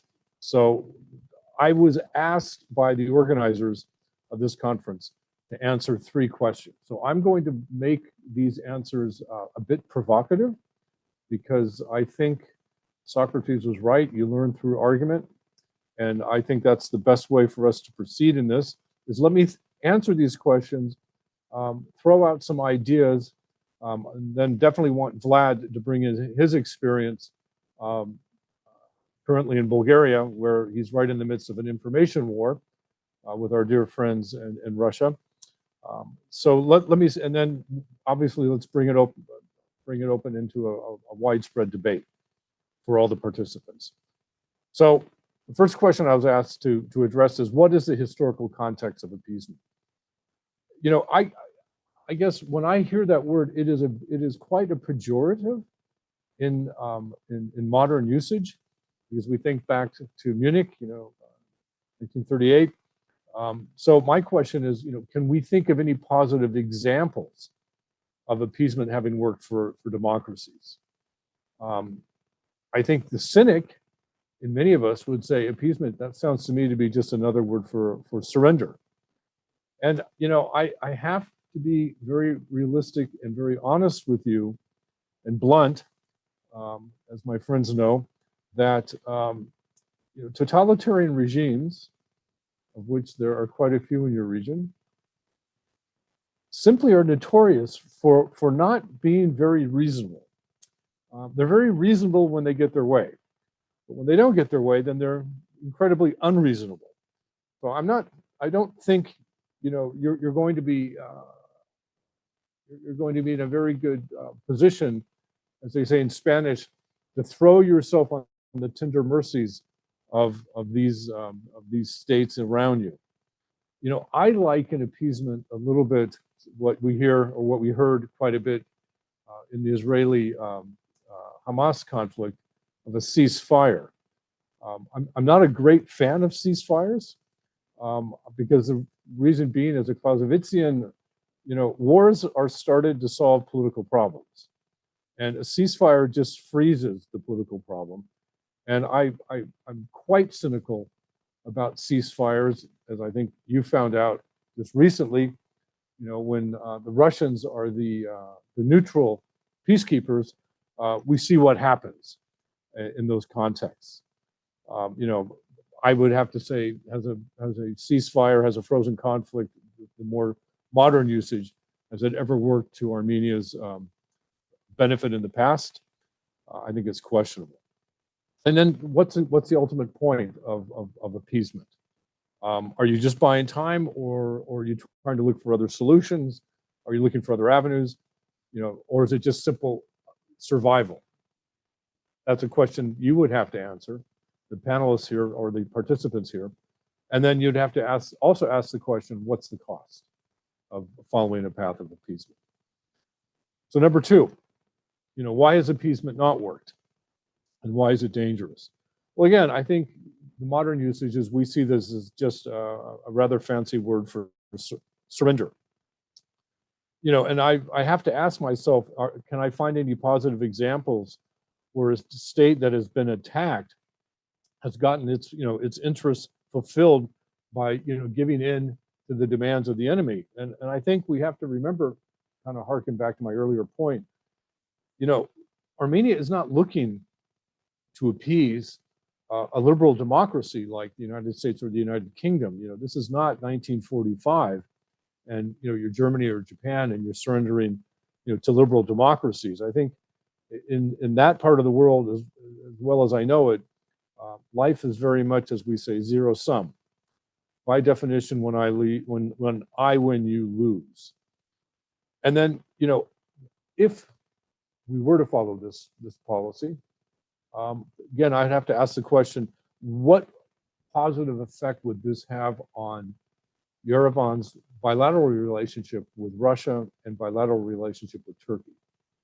Because I don't think you can count those out of the political calculus of when you're making such a monumental, decision like this. Number three, why is appeasement not a replacement for a robust, security strategy?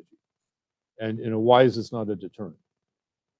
I think back, when I hear this kind of question, I think back to my reading of Thucydides and that, that heartbreaking, Melian dialogue, when, the leaders of the island Melis, are going to be destroyed by the Athenians, and they make the argument, wait a minute, this is against the law, this is against humanity, this is against the gods, what are you doing? And the response effectively or essentially from the Athenians is, strong states do what they like and weak states suffer as they must. So, I think, when you're not going to have much of an appeal to a totalitarian dictatorship, to be very blunt. And I have to ask the question, maybe I'm a Russia-phobe, but maybe it's because I've been well informed for many years, looking at Russia and dealing in Central and Eastern Europe in defense reform, like Glenn has been doing. Russia has had many, many opportunities since, shall we say, 1988, to help Armenia. And I'm not necessarily sure that they've done such a great job because, after all, Russian policy everywhere is divide and conquer. It's predictable, and it can be predicted. So I would think Armenia needs to do some very, very hard thinking, because I think you have a thinking problem. Since 2020, let's face it, Azerbaijan has changed and has adapted. Armenia did not. And so I think there has to be some very, very deep thinking about how you get yourself out of this mess. And that is in no way going to be simple. And, I would just make one last point, and then I'm going to ask Vlad for his thoughts. Does anybody really think that Azerbaijan is going to stop at this point? appeasement or otherwise? Will Russia stop at this point? I don't think history is on the side of that sort of thinking. Again, it's zero sum. I don't have to tell you that you live there. I've been there. I've visited Yerevan a number of times. And I have a pretty good idea what you're up against. And I don't envy you, but thank God you have world-class brains, and that's in your country. And I think you're just going to have to use them very, very hard, because I think there is a way out of this. Vlad, your thoughts, sir. Hello, everybody. From Sofia, snowy Sofia. Since I'm currently in the, as Tom mentioned, in the middle of the information war, I would like to make the connection with the previous panel, because the previous panel actually set the stage very nicely with this panel.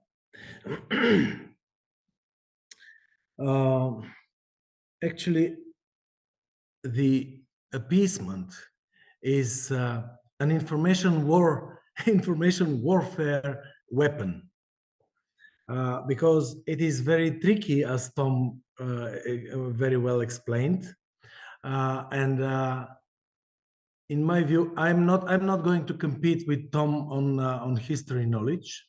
I'm not a historian, but I can only agree that there is no example of appeasement working without a supreme power enforcing the appeasement. Just imagine two boys fighting. One is more aggressive than from the other, or one is aggressive and attacking, the other one is defending, and a parent or an adult coming and appeasing them. This is the only way that I can think of when appeasement can work. And when you remove the supreme power that can enforce the appeasement, the danger of reigniting the fight is just there, and it will come back rather sooner than later. That's my thought. That is the first thought. But I would like to offer my point of view, which is from the information warfare perspective.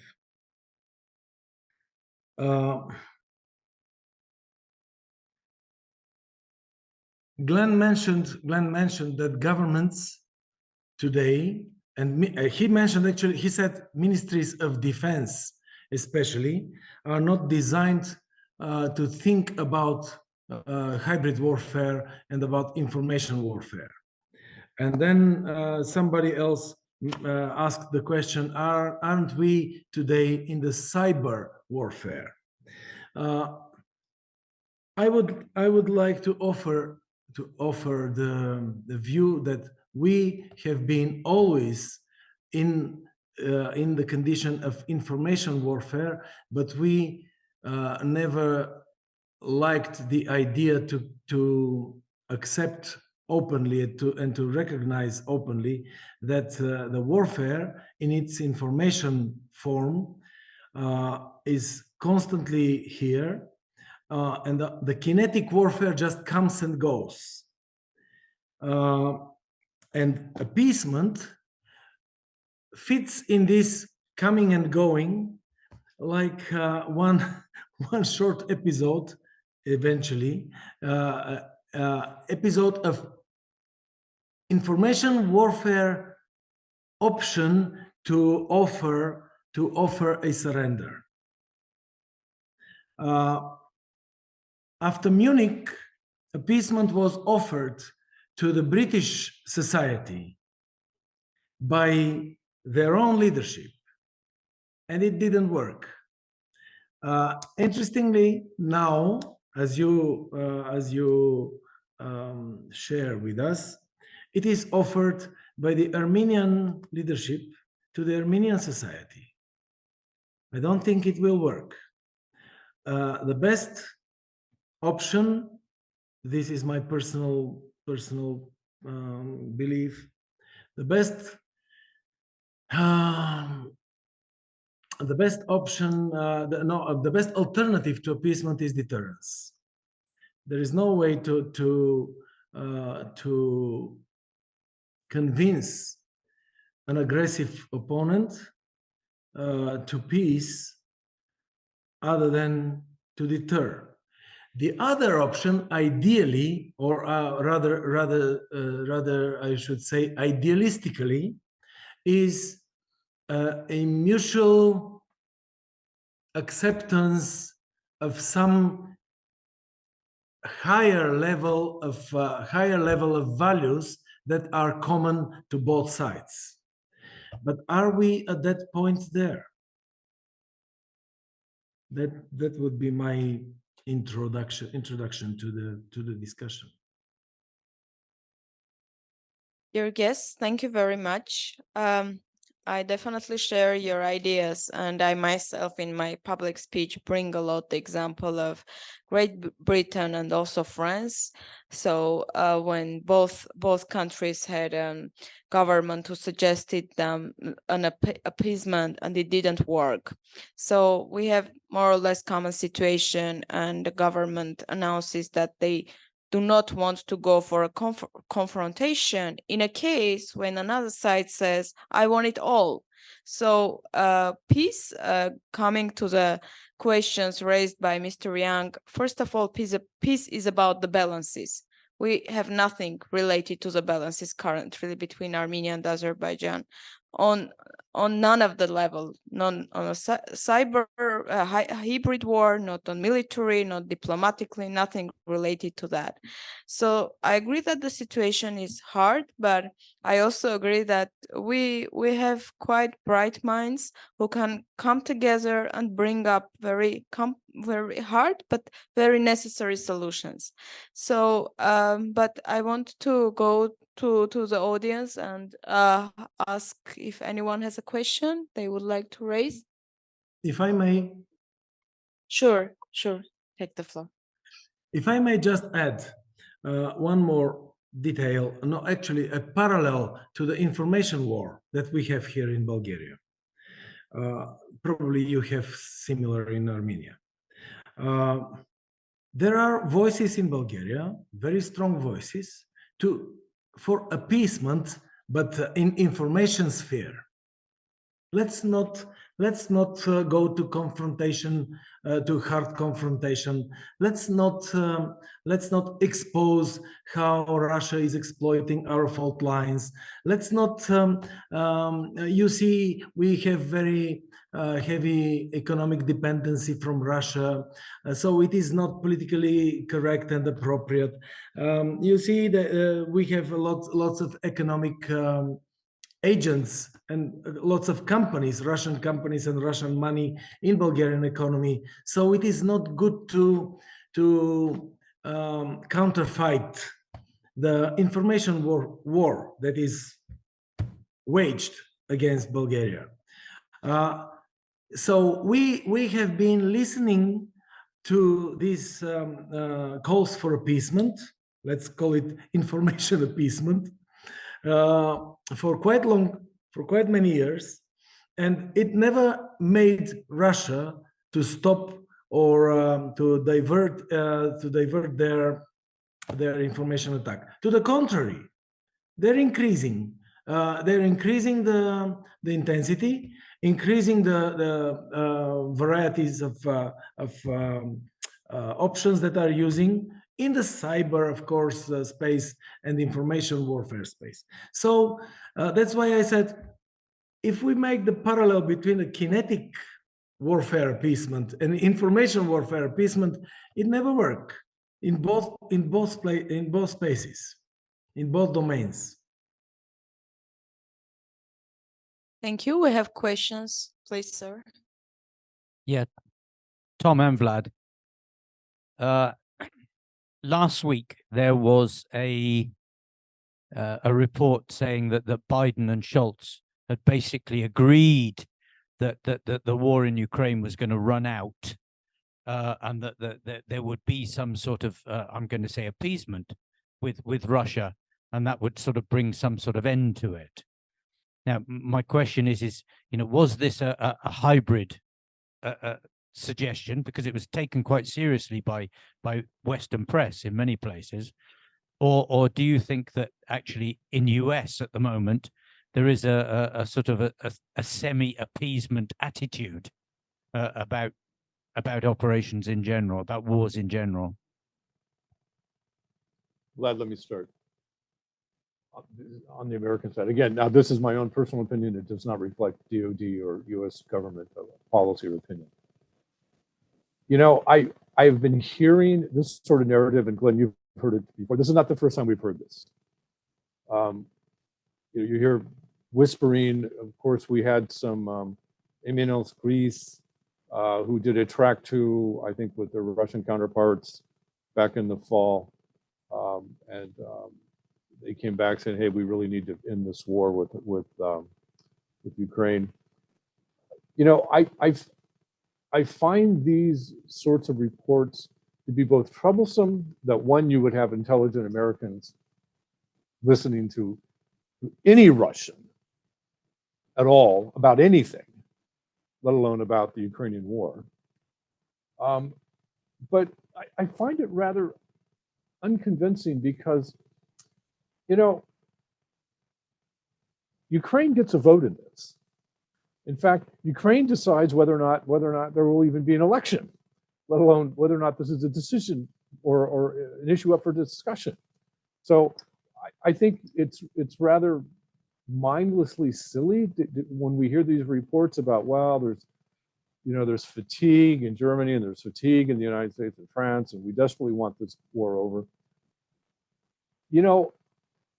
There are some odd elements of the Republican Party, for reasons I don't really quite know why, and I don't think they can articulate why, that they think that we should stop, support, to our Ukrainian partners. But what you're hearing is pretty much on the fringe. I think we can say this about the Biden administration is they've been consistently slow in responding, I think, to some requests for support. Not all, but I think some. I mean, I've been working the F-16 issue for some time now, and it's very frustrating and it's slow. But President Biden makes the decision, and that's his decision to make because he's the one that has to balance escalation. But listen to even the Republicans, with one or two exceptions, Josh Hawley out of Missouri, who has no credibility. Republicans and Democrats in the Senate, are pretty much unanimously in favor of understanding we cannot allow Ukraine to lose. Now, I don't know what victory looks like. That's for the Ukrainians to determine, and for hopefully the Russians to surrender to a policy of appeasement to Ukrainian victory, I hope, in terms of reestablishment of pre-war borders. But I think we're going to continue to hear these reports, these rumors, and I think what there is concern about, but I don't see it yet expressed in terms of zero sum with Ukraine, is there is great concern, and I've written about this in my anthology book that I just published last week on defense industry. We have a hell of a problem with capacity in terms of our defense industry. We had the perfect defense industry policy for peacetime. Well, that ended 18 months ago, but I think governments are very, very slow to respond, to say the very least, to include my own. So I think you're going to hear probably more concern expressed that, holy smokes, we're running out of munitions and particularly precision-guided munitions. But UK so far, US so far, at least out of the administration, has been very, very consistent that no, we understand what's at stake here, and it's bigger than us. And my argument to people that say we should appease is, and this is very, this is very blunt and probably not very politically correct, but for about 1/10 of our defense budget overall, we have completely destroyed the Russian army, and we have delegitimated, Russia as a legitimate state government. Not one American has been killed. Unfortunately, way too many Ukrainians have sacrificed themselves for this. But I think in historical terms, the return on investment is unmatched anywhere. Vlad, your thoughts? I agree, but call me obsessed with information warfare. But that's my job now.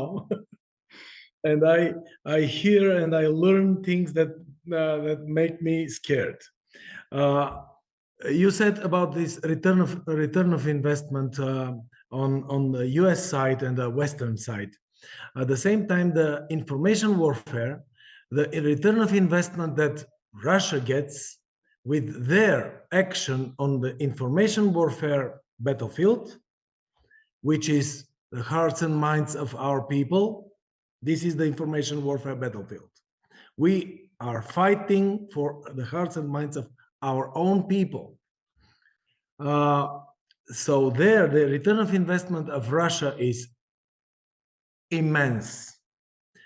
For Bulgaria, they spent for this year 78. These are estimations from some intelligence reports. They spent $78 million on Bulgaria.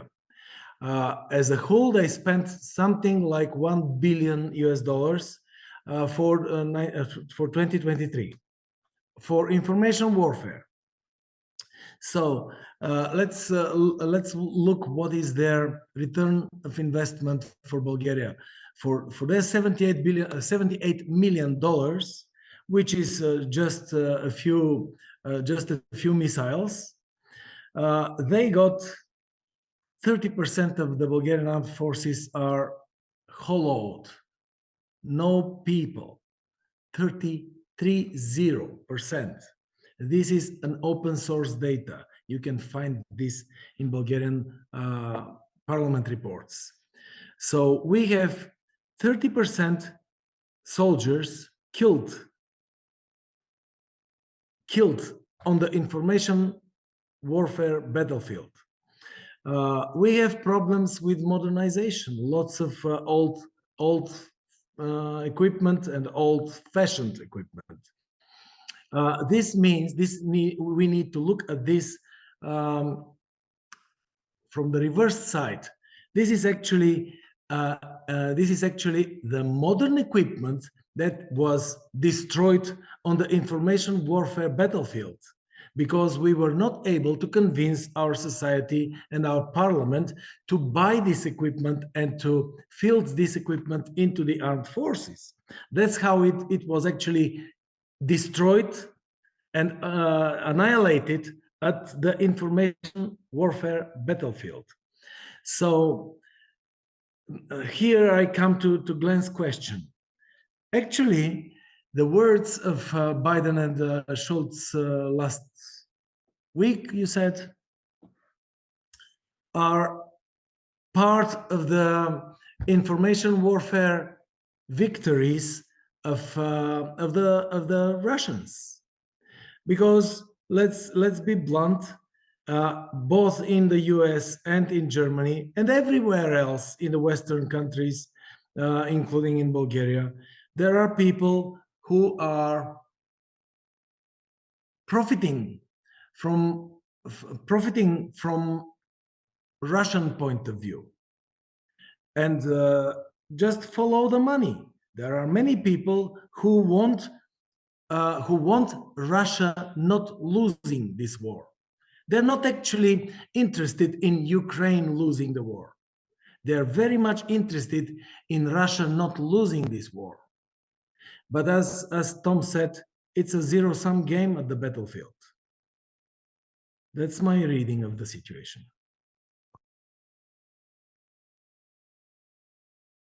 Thank you very much. Please, you have questions. Harachi Arzumanyan, probably some thought about this problem. Unfortunately, we haven't such possibility to distinct only information war in our environment. Unfortunately, in Armenian case, we must think and working and operate it in the environment when we have the hybrid war situation, hybrid war paradigm. Unfortunately, we cannot distinct information war, psychological war, because Russia have total, I can say, total control in other spheres of Armenian society. We have the economy, which is on total control of Russia. And we have the critical infrastructure on the Russian control, etc., etc. Therefore, we must think only whole approach. And information war is only one part of this problem. It's the first. And the second, we cannot speak about peace and war because the operational environment of Armenia became in the logics and grammatics of gray zone, unfortunately. In 2020, we lost the possibility to speak on the another termination. Unfortunately, the Armenians environment, I say again, became the logics of gray war. Therefore, today, South Caucasus for Armenian is the part of Middle East, not the Caucasus, not the Eurasia space. It is very important. We must understanding that the situation around Armenia and Armenia develop as in the logic of Middle East solutions, threats, etc., etc. Is the logic of gray zone where you cannot distinguish between war and peace. It is impossible. You cannot speak about peace. You cannot speak about war. You do not speak about war and peace again together. It is another more complex situation. We must understand this. And we cannot such possibility to speak only about Turkish or Russian, because if you understanding that Armenia is a part of our Middle East, we can understand that we have the Iranians dimensions and Iranians influence, and we also know about the Iranians influence operation possibility, capacity, etc., etc. Therefore, situation is more hard than we can expect, and we can have very not willing situation if we don't understanding the whole situation threats, if we have the narrow models for understanding the situation. Therefore, it is very, very important for me to form the true and adequate paradigms, models, and conceptions for understanding situation in our region. Therefore, I don't ready to speak about peace, and which they speak about is that because that peace understanding for Armenians, Turkish, Russians, and Azerbaijan is drastically rather. And therefore, the voice another for Russians, Armenians, etc., etc. Therefore, Armenia is truly very difficult situation.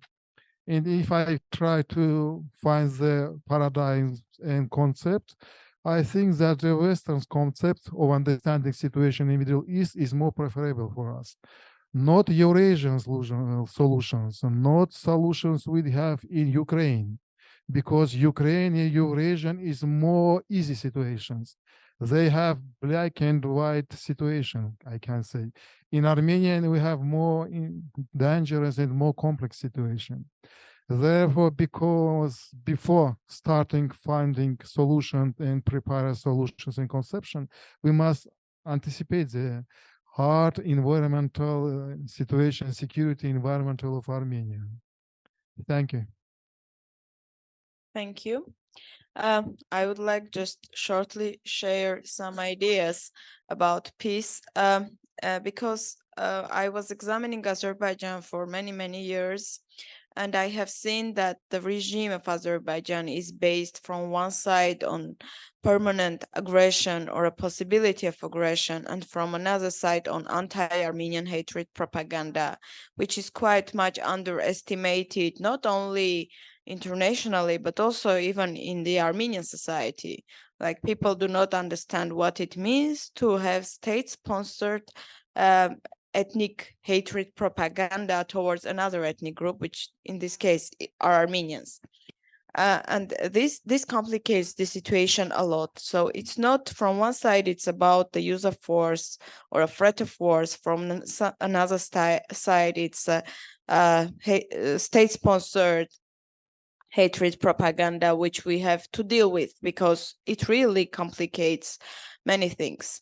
Another thing which I think is very crucial to understand is that when you go for a concession, for one-side concession based on an aggression, on an act of aggression, you are going to have more aggressions coming because you open a Pandora box. It's not negotiated solution. It's not a solution based on mutual concessions. It's a solution based on one side's aggression act. And you are going to have more those kind of acts over and over again, because you say to the aggressor side that aggression is a way to solve conflicts. That's why Aliyev, who rejected peace deals for many, many years, now proudly says, we brought a military solution. And that's why he says that current day Armenia is called Western Azerbaijan. This is how we need to proceed furthermore. So I think it's not only Azerbaijan moderating its army, becoming stronger, but it's also Armenia, which psychologically behaves as a weak side, because you might have to lose something because of an aggression. But if you, on the level of diplomacy, on the level of rights, are going to make concessions because of an aggression, you are going to have more and more aggressions. If the aggressor side sees that you are not going to step back and refuse your own rights, your political rights, your other kind of rights, there was like, okay, aggression is not working, so we need to find the negotiation, to find a way to solve the issue by negotiations. And I think this is also very crucial to understand how we can deal with that. It's very sad, it's very pity to see how Armenian side is all the time stepping back and back and back from its own rights, from its national interests, from the interests of its people, and we are not having peace, not deal. We are just having more possibility of another aggression. And my assurance was, I expressed that like 2 years ago when the peace treaty process started, that Aliyev is not going to sign anything. He just needs a process, as he needed the process of Nagorno-Karabakh negotiations for 30 years. That's how he comes to the point where he uses the force. And this is what we reached now. They did an ethnic cleansing in Nagorno-Karabakh, and now they don't need Americans anymore. They don't need Europeans anymore. Like, no, your logic is not good for us anymore. Your logic was there when we wanted only Nagorno-Karabakh. Now, when we want more, your logic is not working. So they just suggested direct talks, which means driving out all the mediators who can become more or less a guarantor, and trying to get more and more and more from the side which behaves weakly and is ready to make concessions on its own rights. And this is very dangerous. This is just opened a Pandora box for possible aggression against Armenia proper, and the Armenian government has a big portion of guilt in that, unfortunately. Yes. So if you have any questions or our speakers have anything to add, we can sum up. I have a question. Yeah, sure. So probably the appeal of peace and the appeal of appeasement, there seems to be a certain element of wishful thinking involved. And that wishful thinking is probably also the opportunity for information wars and hybrid warfare.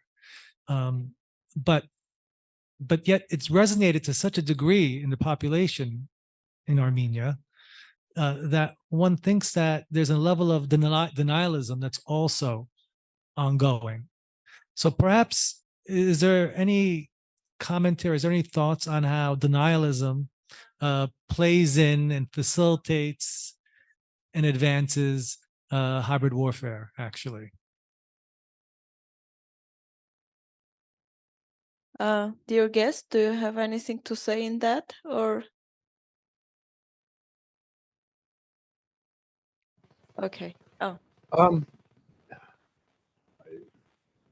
Ara, I don't know the political situation in Yerevan as well as the people in this audience.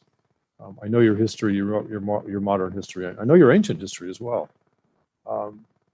So I don't feel qualified to be able to answer that. But if I could just ask for one, or to make one point about the necessity for clarity.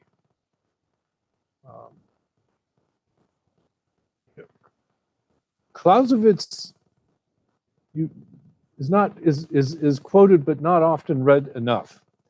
But Clausewitz, I think if you asked him this, if we brought him back to life and we showed him the situation, I think he'd make it very, very clear to everybody that, you know, this hybrid warfare talk, this gray zone, all this sort of stuff, this is all, it's very unuseful. Let's face it. Armenia has been at war since 1988. And I don't know why we decided that we had to invent these concepts that I think distract from the fact that you're at war. Now, there are times you're shooting at each other, other times you're not. But you're at war, and this is fundamentally a political problem that cannot be wished away. And, you know, Azerbaijan, Russia, they're going to use every possible means, every tool they can to undermine confidence, you know, stability, you know, defeat the Armenian armed forces on the battlefield. I mean, they will use every tool they want. But the fact of the matter is, you're at war, and you need to understand that, and you need to respond accordingly. Easy for me to say in Warsaw, but I think, if nothing else, let's not kid ourselves that maybe we're in some sort of, you know, small power competition, small great power competition. No, you're at war. And in that part of the world, as Vlad said and I said, at least historically from what I've seen, it's pretty zero sum. And I hate to say this, but all you have to do is look at those poor refugees from Nagorno-Karabakh. I mean, that pretty well answers the question there. Horrible. So you better start thinking hard.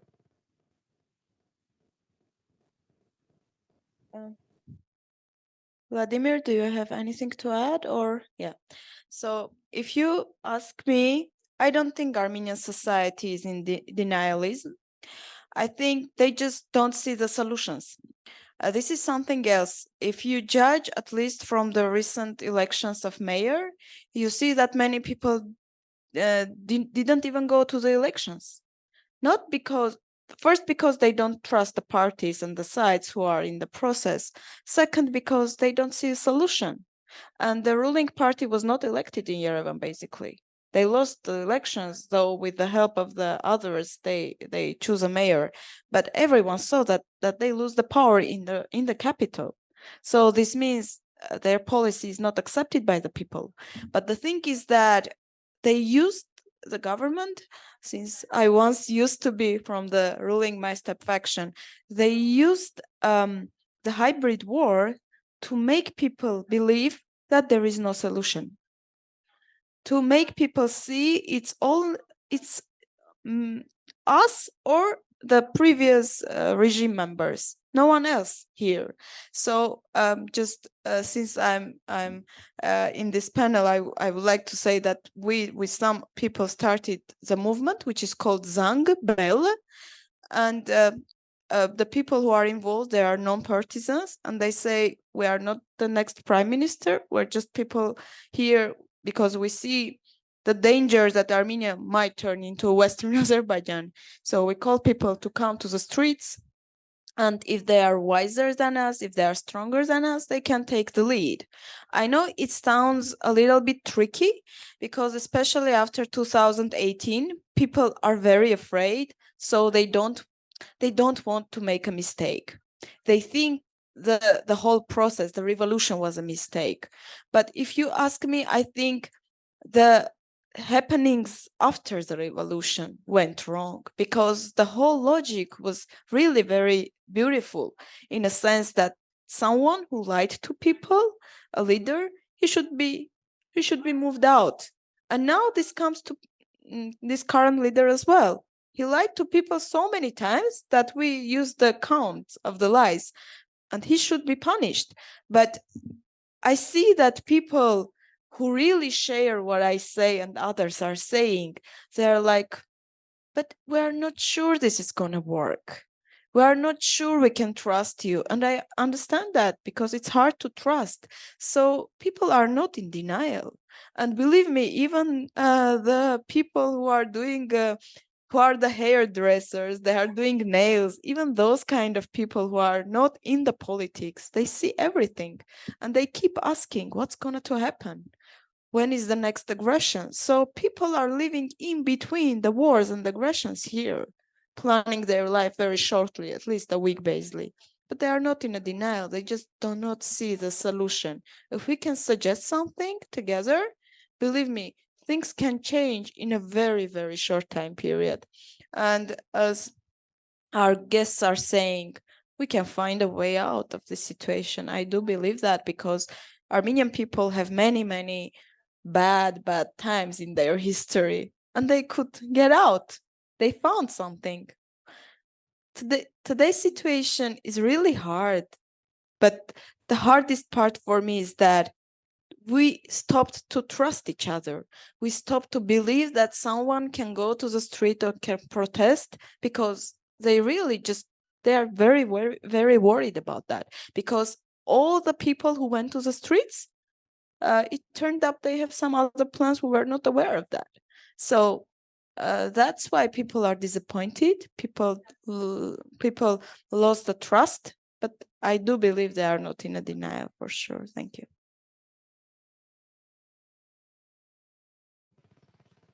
Just one point to bring this more or less to a closure.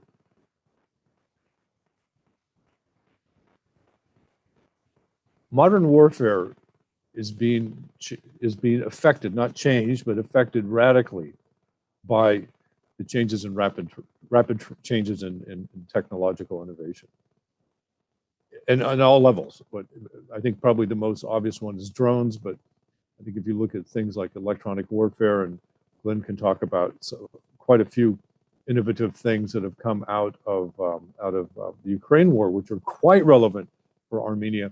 The things that have been the most successful have not come from the Ministry of Defense or the defense establishment. These ideas, these, dare I say, capabilities, in large part are coming from civil society. And I would argue it isn't really the Ukrainian army that's winning the war, because they are winning the war in Ukraine. It's really Ukrainian civil society. And I think that's the answer to Armenia, is that if you're going to get your way out of this, it's got to be civil society. Because I hate to tell you this, but bad thinking got you to where you are today. In many different levels, I don't need to tell you that, but as a defense expert, the Armenian armed forces did not modernize. Azerbaijan did a few things that were just enough. They're not geniuses. They're not, 30 meters tall.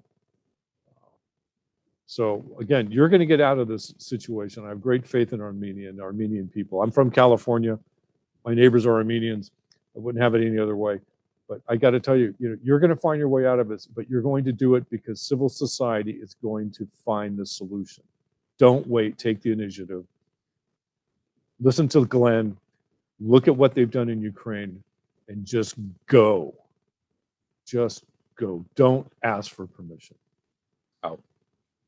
Thank you very much. Since you are from California, I recently learned that there is a good saying in America saying that you would better ask for forgiveness than ask for a permission. So with summarizing this very interesting panel, let me thank you for your time and for joining us today. It's quite late already in Armenia, and I need to run to our protest meeting right after this. So thank you for your time. Thank you for your thoughts. And thank you for being here. Have a nice time. Bye. Right, and I'll see you again tomorrow. Thank you. 1300 Warsaw time. My yes, pleasure. sir. We look forward to hearing you tomorrow, Tom. Thank you. Thanks, Art. Thanks for the invitation. Good to see you, Vlad. Good to see everybody. See Thank you. tomorrow. Take good care.